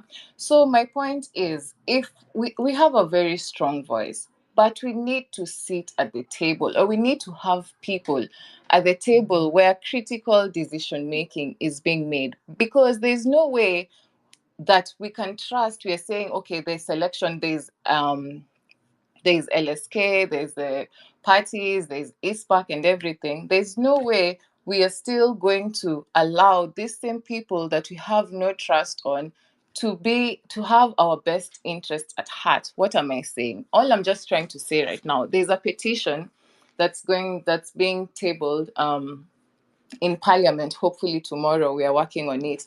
And that petition, all that petition is just saying is that we want that the youth, at least youth and person of disabilities, PWD, one male, one female, or one PWD, to be part of the selection panel.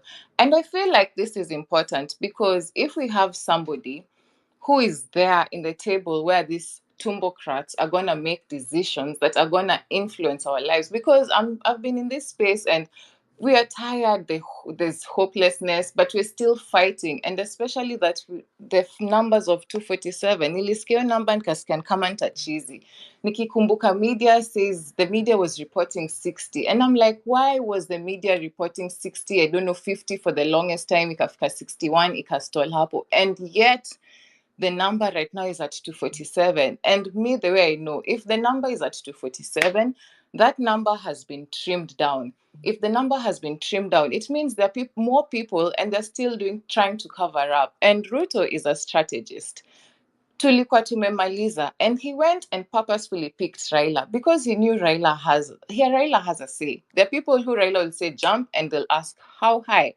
If he didn't go for Raila, I don't see how Ruto would have survived till today. But Raila came on his side, and now they've bought each other some grace period, and now they're together. But now all I'm saying is, guys, if we are good at pushing tags, we are good at going, making our voices being heard.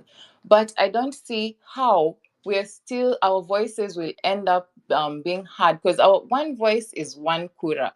One kura is one vote. That's one vote too many. If we can have people, our people who we can front, 3 names that we can front based on that petition, so that at least as that selection panel is going on, it's just not fully influenced by people who already have a say. LSK, I have so much faith in LSK and as Faith Odembo as the president, but I cannot say I have faith in all the rest. Yeah? And by that, how many people have just minus 1 LSK? Is it 1 or 2 positions? That leaves 7. So those 7 are going to influence the commissioners that are going to be the ones that will handle the whole elections.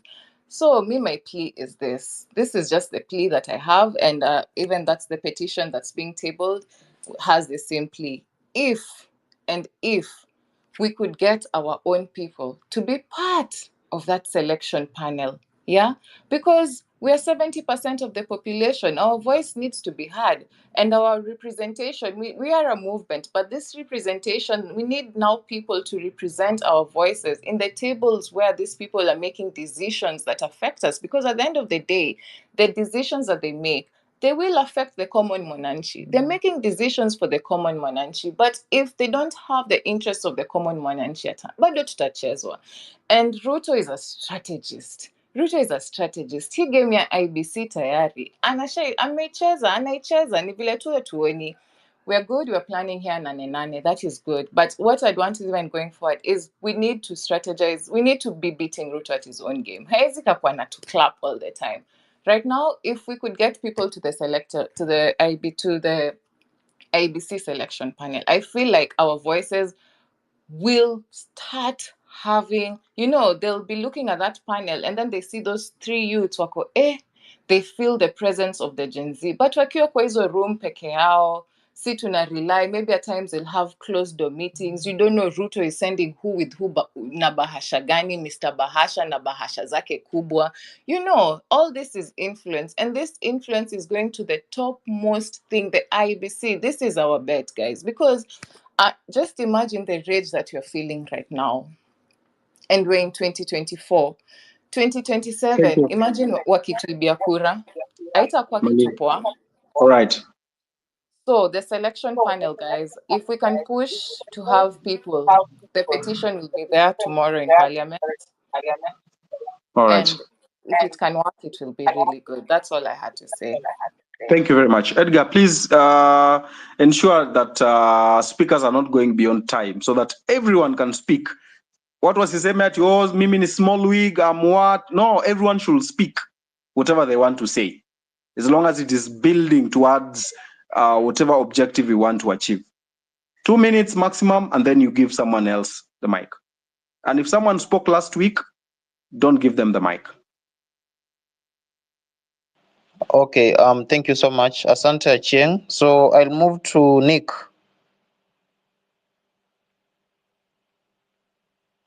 Nick, niaje? Okay. Let me move to AK. How are you? You have the mic. I'm good. Thank you very much for letting me jump up and speak. And I've been listening in for a while, and I just wanted to come up and just offer my a bit of advice in terms of what I'm hearing and everybody, with concerns about the movement and getting the people together. And one of the things that caught my eye about this space was the amount of people here. And I think that's important. I think everybody can do their part to come together in spaces like this and learn from each other about the cause, about August 8th, and I think that's one way of doing it, and that's the way people can organize and come together in the streets there in Kenya, and that's the way that you can spread that message to each other. In different countries, you look at places like the United States, how they can organize protests and get movements together. Different places like that. It's just a lot of that comes from people connecting online first. And I think it's effective when you have the momentum of the people coming from spaces like this where, you have that connected togetherness, the shared beliefs and the shared perspectives, but also learning people with different perspectives that both believe in the cause. So I think that's important. I just wanted to come up and say, I posted a post here in the blue pill that I used with a little bit of references from some of the comments. I used Grok AI to make it, to just kind of give a quick description for people who don't necessarily know basically what everybody's talking about. And then I did also go and make a picture with AI just to demonstrate some more visual ways of getting people's attention. And I think that's, to me, what I try to do with different causes that I go around using X. It's a great platform, and it's only growing in its ability to connect the people against exactly what this cause is representing, which is rising up against corruption in the best interest of the people. You guys have support all the way around the world, and so I wanted to come up and just offer that to you and say, keep doing what you're doing, and we wish you the best. Okay, All thank right. you so much for your All submission, right. and thank you so much for keeping it short. All So right, I'm Edgar. going to give Hello, Edgar. John Osebe a chance. John, how are you?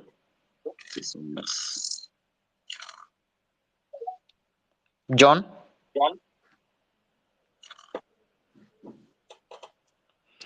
Sasa, okay, why should you request for the mic? When you're given the mic, you come up here and you do not speak.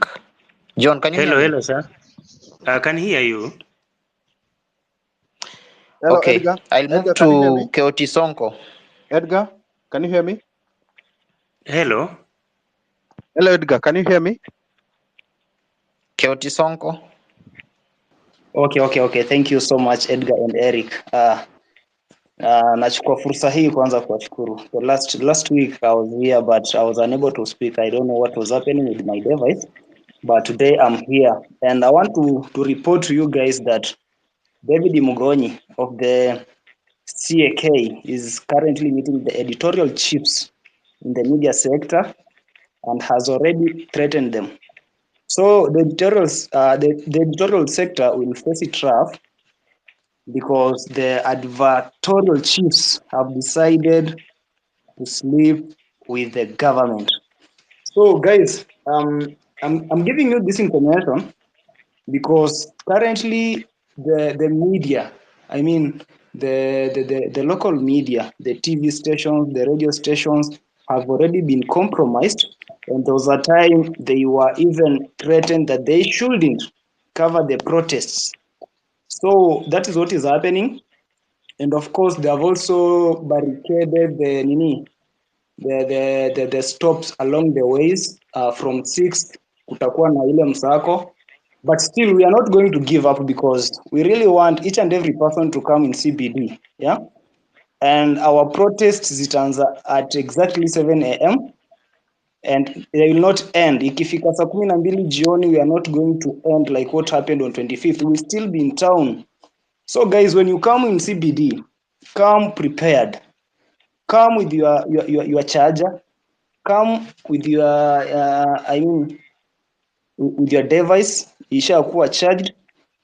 Come with anything you think inaweza kusustain for at least 2 days because Nane Nane is not going to be business as usual.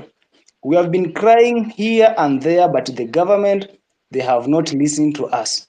The other day when I spoke to one only William Ruto on the live space, I asked him why he was giving a person who is a lawyer the ministry for transport, and then akakuja kukalia masikio zake akachukua mtu mwenyewe anamweka in the ministry for sports. So I'm wondering what exactly this person knows, ama ni venye alichezea Bunge FC some other times. Anyway guys, personally I've been hosting the spaces overnight trying to mobilize people and over the civic education, and I thank all of those who have been attending those sessions. I was in Mombasa just like Ochi said the other day, and I met a few mamas walikuwa hapo Shanzu. These mamas had attended the meeting ya Ruto, and they were telling me that they were paid between 500 and 1,000. And so I tried to record them, and I edited that video, and lakini nilificha sura zao because I didn't want them to be exposed, and I posted here on X. So just know that whenever Ruto goes, hiyo crowd yako nayo, it's a paid crowd. Yeah. So how watu hata si ati they are chanting Ruto because they feel like he's the best leader. They are chanting because they have been paid. Na hizi vitu zinafanya hivi wana attend hizo vitu because they are so poor. Hawezi afford kuacha kuenda because at least akienda hapo atapatiwa shilingi 200 akuja anunue unga na imsustain. Just like the other day Eric said ye alilelewa na miwa. Ye mimi nimelelewa na changaa bwana, yeah?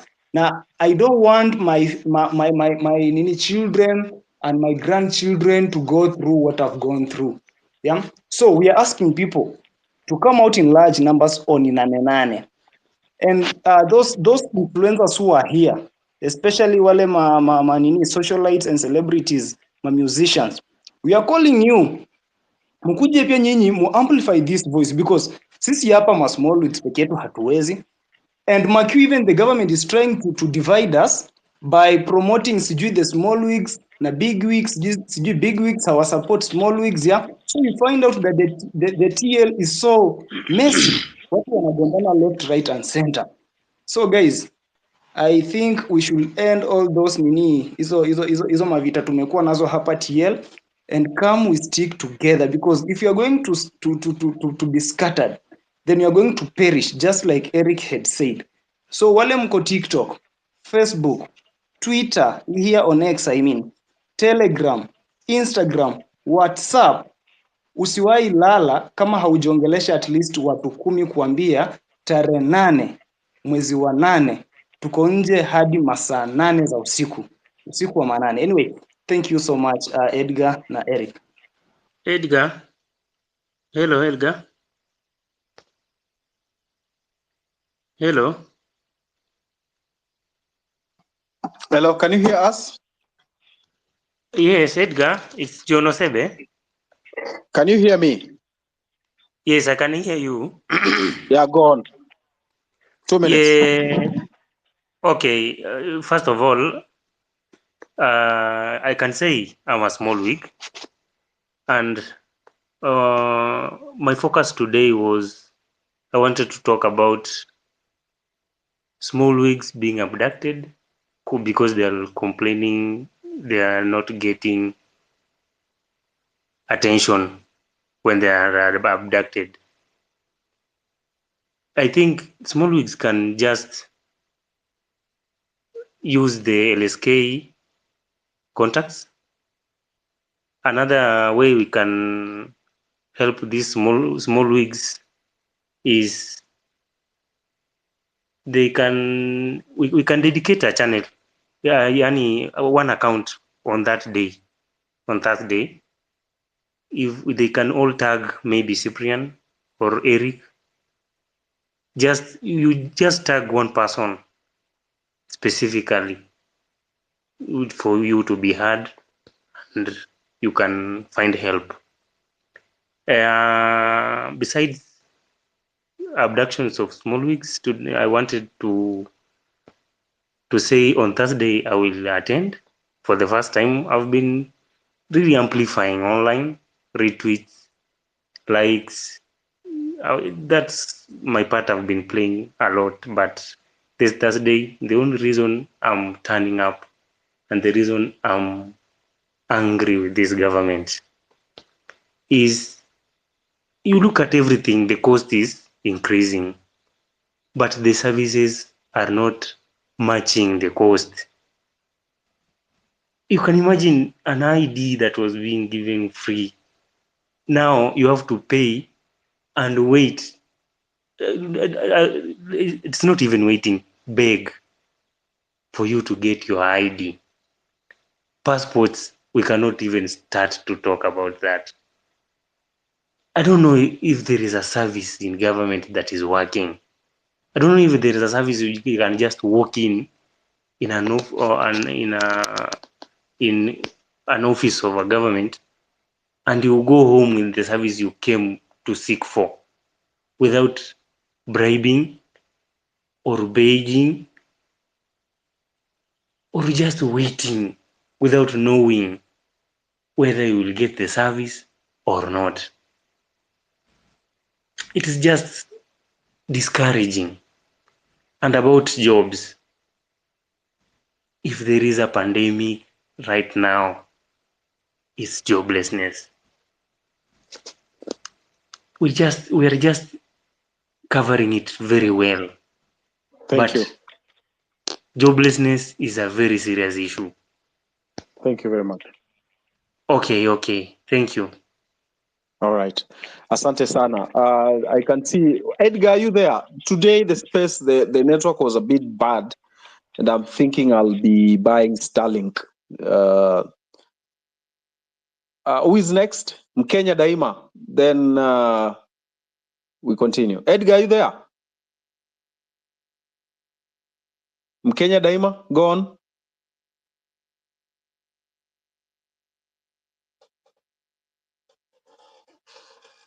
Mkenya Daima?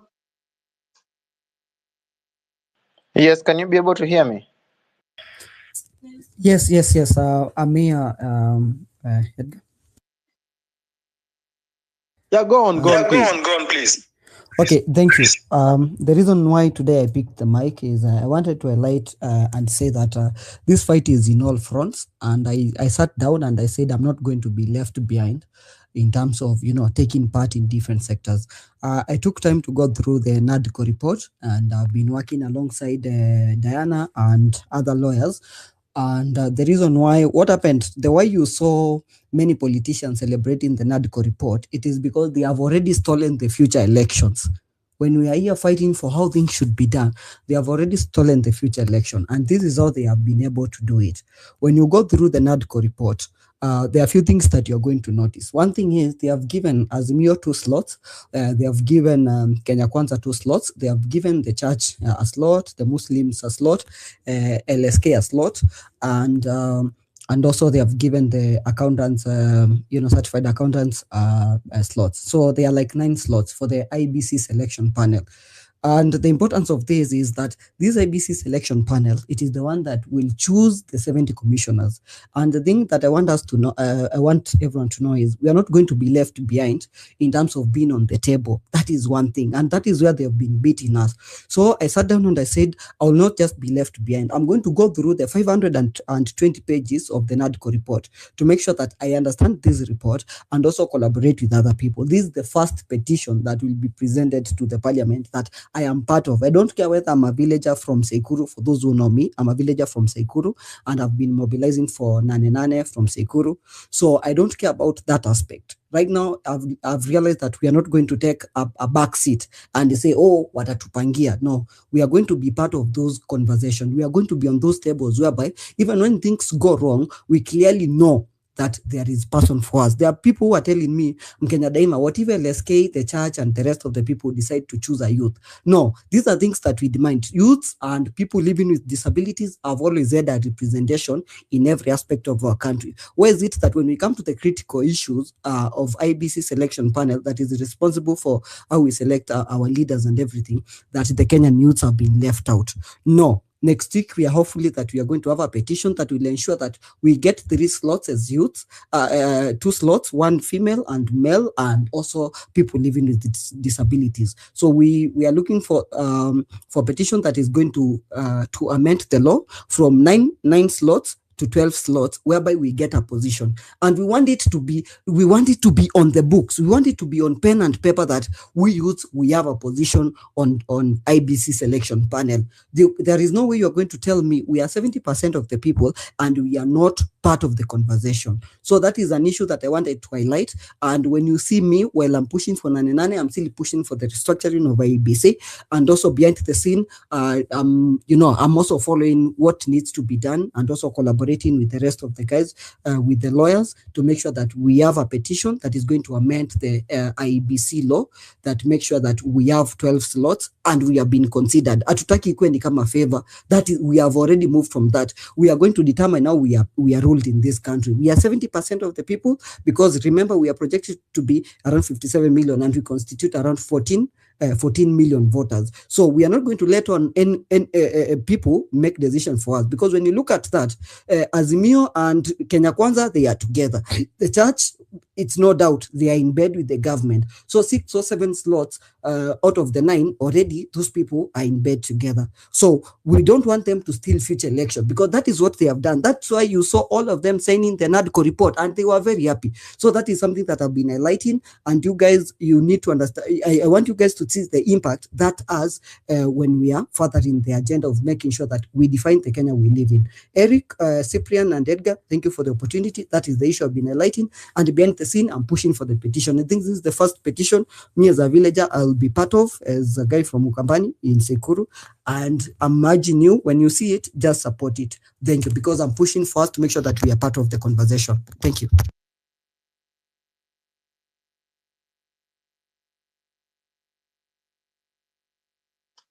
All right. Thank you very much. Can you hear me, Edgar? I have to confirm because my network is bad. Cyprian, can you hear me? Eric, I Yes. think Edgar can't hear you because he just communicated with me in PM that he's not able to hear anybody on the space. Okay, thank you very much. So I see Billy Mijungu.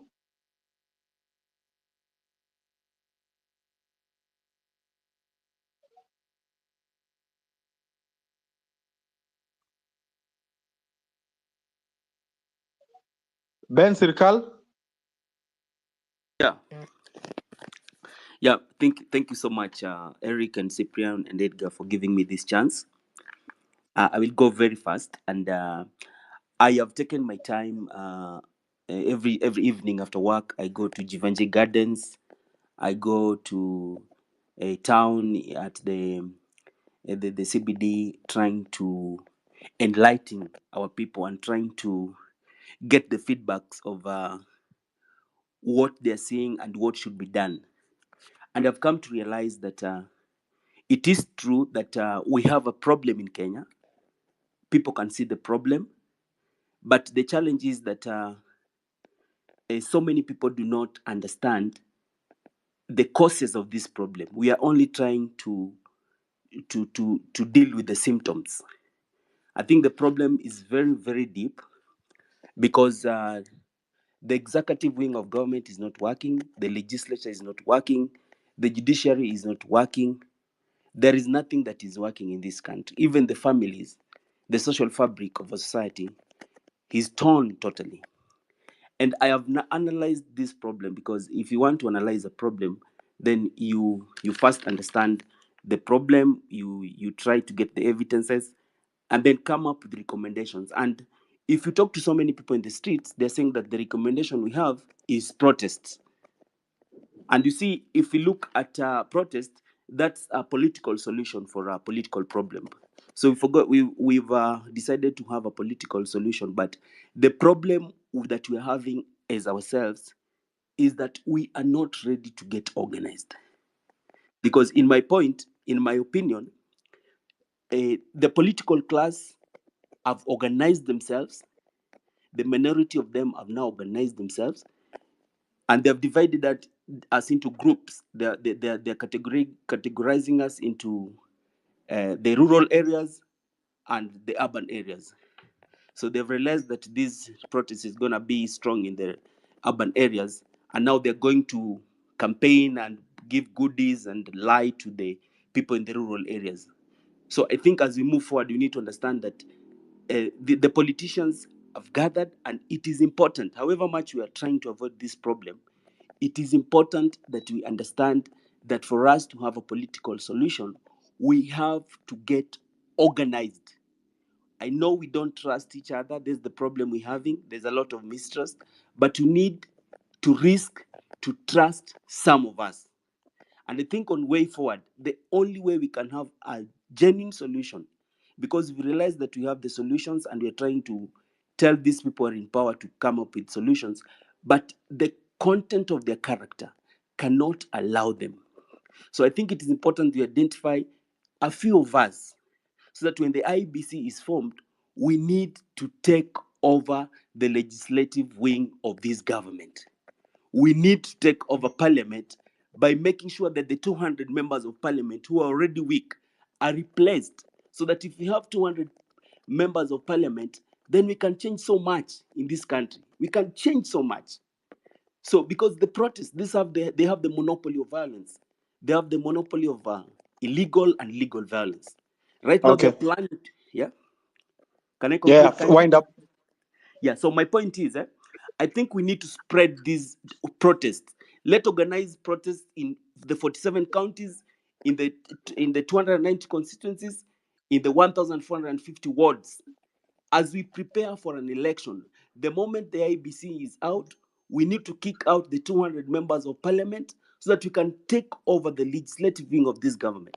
If we do that, then we can change so much, and people, even the public, can see that we really have an end to the protests that you're trying to organize. Thank you so much for the opportunity. And you can go to my channel is in the TikTok, Ben Sirikala. I'm trying to do a lot of civic education in the streets, in the churches, everywhere. I'm trying to make everybody to join us, understand that we have a problem and all of us must be part of this solution. Thank you so much. Thank you very much. Godfrey? Godfrey?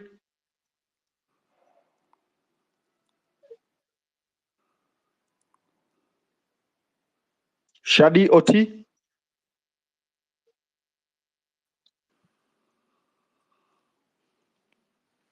Yellow Book?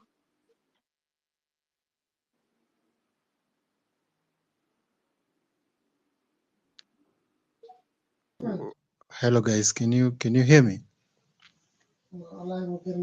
Yeah, speak.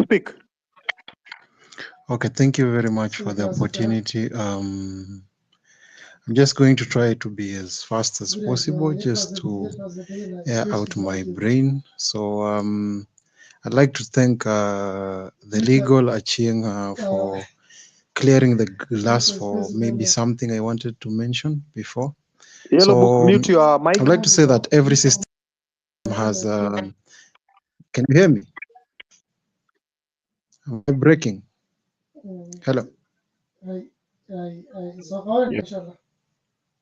Hello. Yeah, go on, please. Okay. So every system has individual components with specific functions to perform. And we have done well so far. Kudos for our efforts. It's over time. Eventually, we are becoming smarter with time, but I feel like we're moving also slow. That's my naive point, but allow me to explain why. My great concern is that as much as we don't want to acknowledge it, we are playing a political game. Worse enough, we are against politicians, people who have a sense of humor, while mentioning their cute net worths. So our movement, it has caused a great shake, and it has resulted to response that none of us expected, actually, because we wanted to benefit, but only the political class is benefiting now. How are they benefiting? They are becoming united. Why are they becoming united? For their longevity. Because they are threatened and they need to keep their jobs. So has it worked? Yes. For now, maybe. Is there a way it will fail? Yes. How? I'm going to give you my brief idea, which I don't know if people are going to agree with this, but we need a system. Sadly, a political system. Why? Because that is the game. Thanks to Achieng for wiping our glasses again, clear. This is the reality we need to come into light with. Short term, we are in the streets, but long term, our previous generations and our future generations require us to effectively implement these Delulu ideas that we have. And eventually in the future, they want to see us implement these ideas. So we should we wait for the streets to win to create a system? I don't think at all. I think we should start now. We need leaders, if not movers. We need to have a legislative arm, yes, our own, not really LSK. We need a communication team. I think that will be easy if we have a communication team and we have strategy after having a clear one vis-a-vis our demands.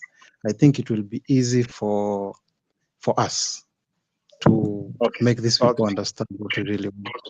Thank you very So much. thank you so much for the opportunity, and keep up the good work, guys. George. Yes, sir. Thank you so much, Eric and Edgar. Good to see you. Stay free, please. Maestro, I want to go back to something you said about 2 hours ago. That as we are fighting here on Twitter, there are people on the ground laying down foundations for the systems that we would want to effect the change that you are looking for. And I want to point out two things only about our seeds in agriculture and something Honorable Bogo said earlier on about vital organ transplants. And I want to give a very personal story about the vital organ transplants. My own mother has a cornea in her eye that was transplanted to her on the day that they were rejecting Miguna to come back into Kenya. If you remember that back in 2018, that very day, my mother's cornea had arrived at the airport from Florida. And the reason I had ordered a cornea for her from Florida is because our own systems in Kenya had failed us. My mother had a cornea transplant from a cornea that was harvested and donated to the Visa Oshwa hospital in Rolesho, across the street from Sinyaru Street. And the problem with that is it's an Indian-run hospital, and they run these donations of vital organs, but they do not use those organs on Kenyan recipients. They send the premium vital organs to India. So when you hear somebody, and this is going to shock most of you, that they are going to India for heart transplant, they are going to India for kidney transplant, they are going to India for cornea transplant, chances are those corneas are from Kenya. And so we wasted a lot of money on the first procedure on my mother because they gave us a very poor cornea. And now we had to repeat the procedure on my mom. When I went to Kenya in 2017, I found my mom had been blind for 3 years because that poor cornea did not work. So I worked with a doctor, professor of medicine, Professor Irako, and I told her, I want you to advise me. If it was your mother, what would you do? And she said, if it was my mother, I would get her premium cornea. And the premium cornea was in Florida. So we made arrangements. My mom needed some treatments to suppress some nerves that were growing on her eye. And when it was all clear, in March of 2018, around that time, the day Miguna was trying to come back to Kenya for the first time, she had a cornea transplant in the evening because the cornea was delayed at the airport because of the fracas of Miguna. And she was told, come back tomorrow at 10 o'clock. And I was on a video call with my sister as the nurse was removing the dressings on my mom's eye. And immediately she started seeing. After 3 years being blind. And I'm only saying this to point out what you said. There are people on the ground making systems work for us. And what Honorable Bogo alluded to, as we are fixing things, we also need to fix the issue of vital organ donation and vital organ transplants so that we are not being short-churched.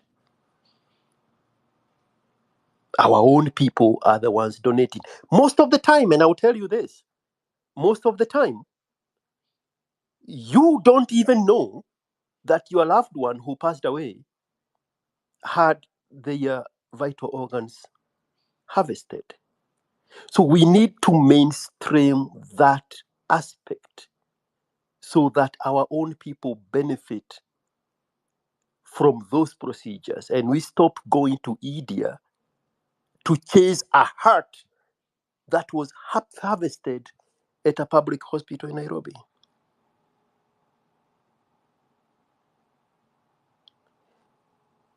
Later on, in my pursuit for business, I formed a logistic company that deals with transportation of those same vital organs, the hearts, the kidney, the liver, the corneas.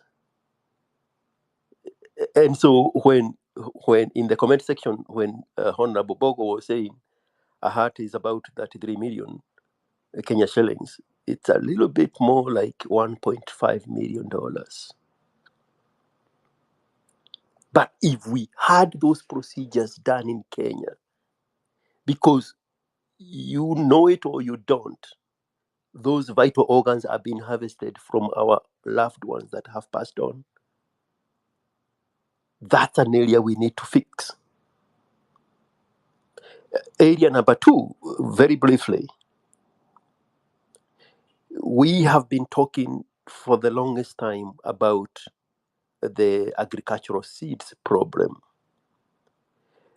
I only have two brain cells. Sometimes it's only one that is working.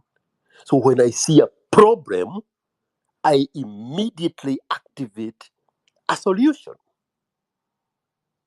So instead of us talking about the problem of GMOs and Bill Gates and this, they are doing this to us. How about we create systems that work for us?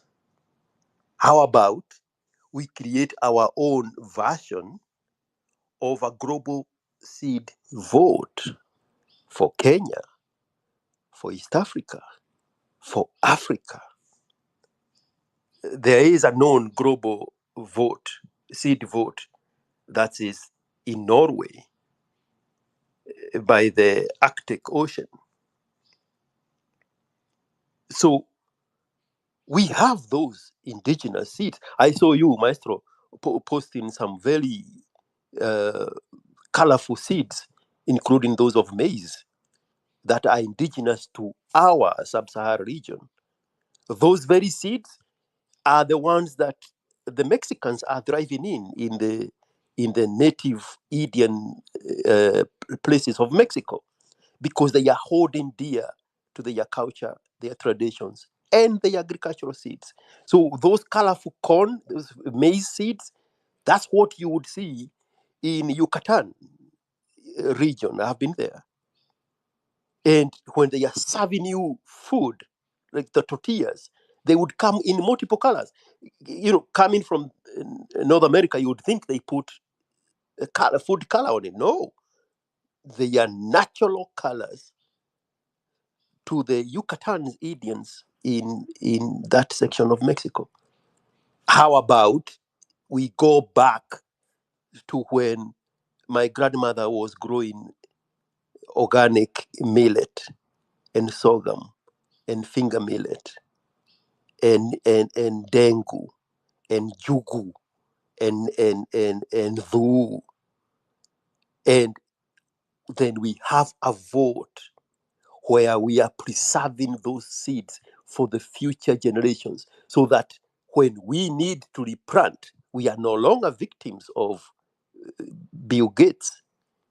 We are supplying those seeds amongst ourselves from our own votes, dependent on the climate change, the climate sections of our Kenyan beautiful landscapes.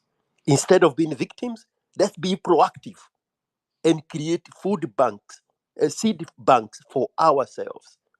And the reason I'm so insistent on lobby groups, special interest groups, is because those special groups, if you are a farmer from the Rift Valley, if you are a farmer from Ukabani, where Jugu and Imiji come, Dengu come from, then those farmers would form a special interest group that they can come together and lobby a member of parliament to push a bill in favor of their special interests, so that we are no longer victims of Bill Gates. We have people in positions of power that are shaping policies towards what is favorable for us.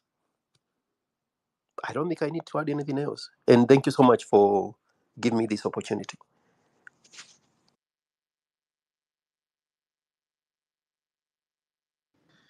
All right. Thank you very much. Cyprian, can you hear me? Yes, I can. Yeah, my network has been bad, but I've received some very good. Is it donations? Some 2 or 3 fellows have said they are going to buy for me Starlink. The network has been bad, and I'm also told our space has been reported from, of course, you know those fellows who receive money to come and abuse people here. So they have been reporting it massively, I think more than 100 times. So it keeps on going down, and people are unable to fetch it. So as we approach the tail end of the discussion, I just want to bring in someone called the real something. The network has been so bad today. I don't know if it was deliberate. I don't know, but it has been so bad. Very, So, very. real quick, Maestro, and as you speak, you look like you are still muted on my end. There is a special offer going on on Starlink for Kenya. Are you familiar what that price is? I didn't check, but I think there is. Can you hear me, George? Yes, I can hear you. Yeah, I think it has gone down to 39,000. I think so. That From 9,000. 69. That is 40,000. Yes, but I would say the monthly subscription remains 6,500. I will send you 50% of that, and then the Oh, rest of the people can figure that out. Thank you very much. Thank you very much. We are effecting the change that we want. Asante sana. I'll be on your inbox for your M-Pesa. Okay. Vincent. Hello, everyone. I think who is speaking? The real Vincent is me. Vincent. Yes, go on. 2 minutes.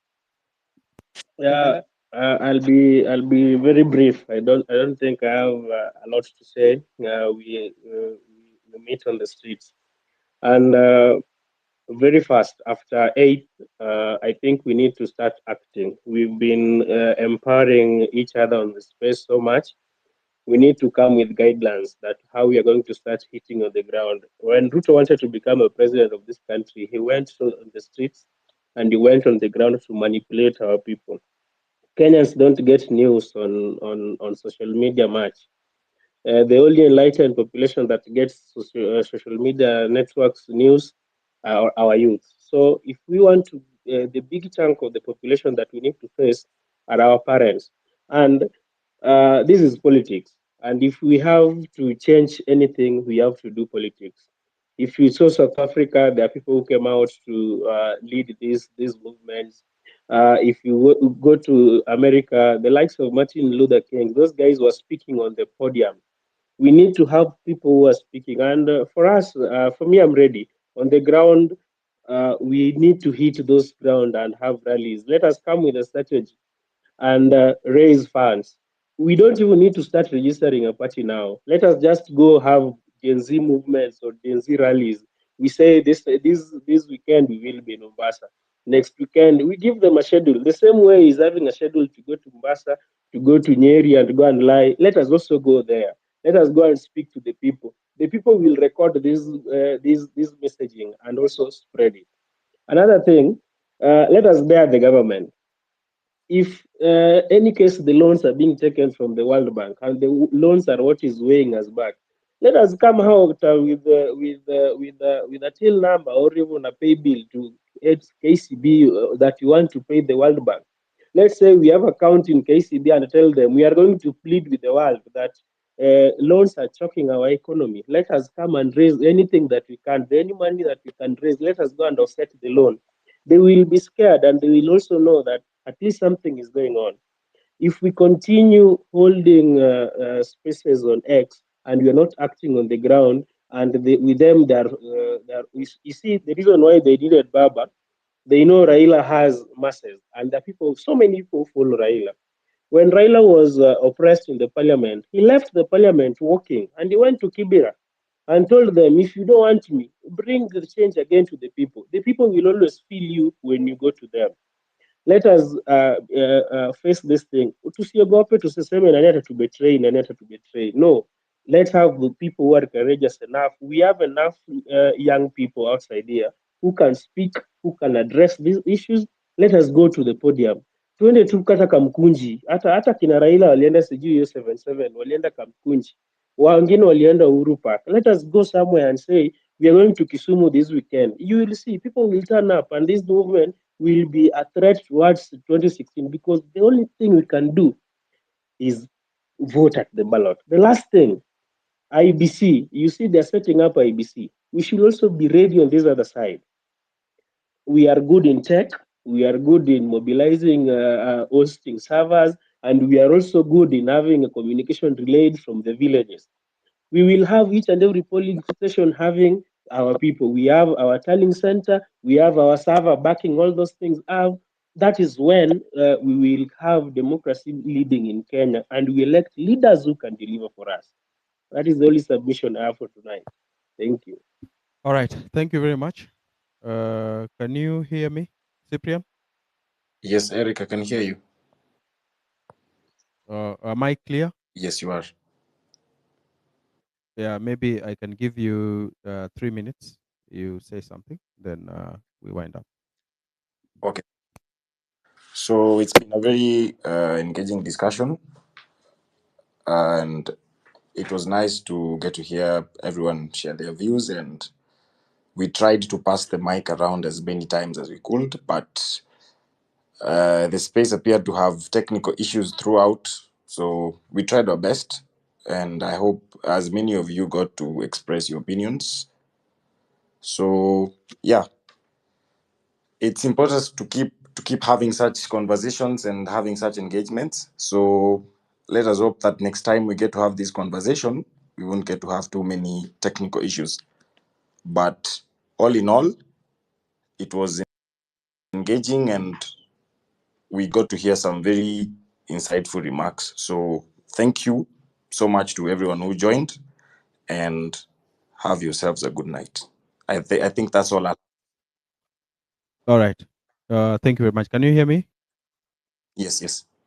All right. So we have MC Njagi, who came here with a very painful story.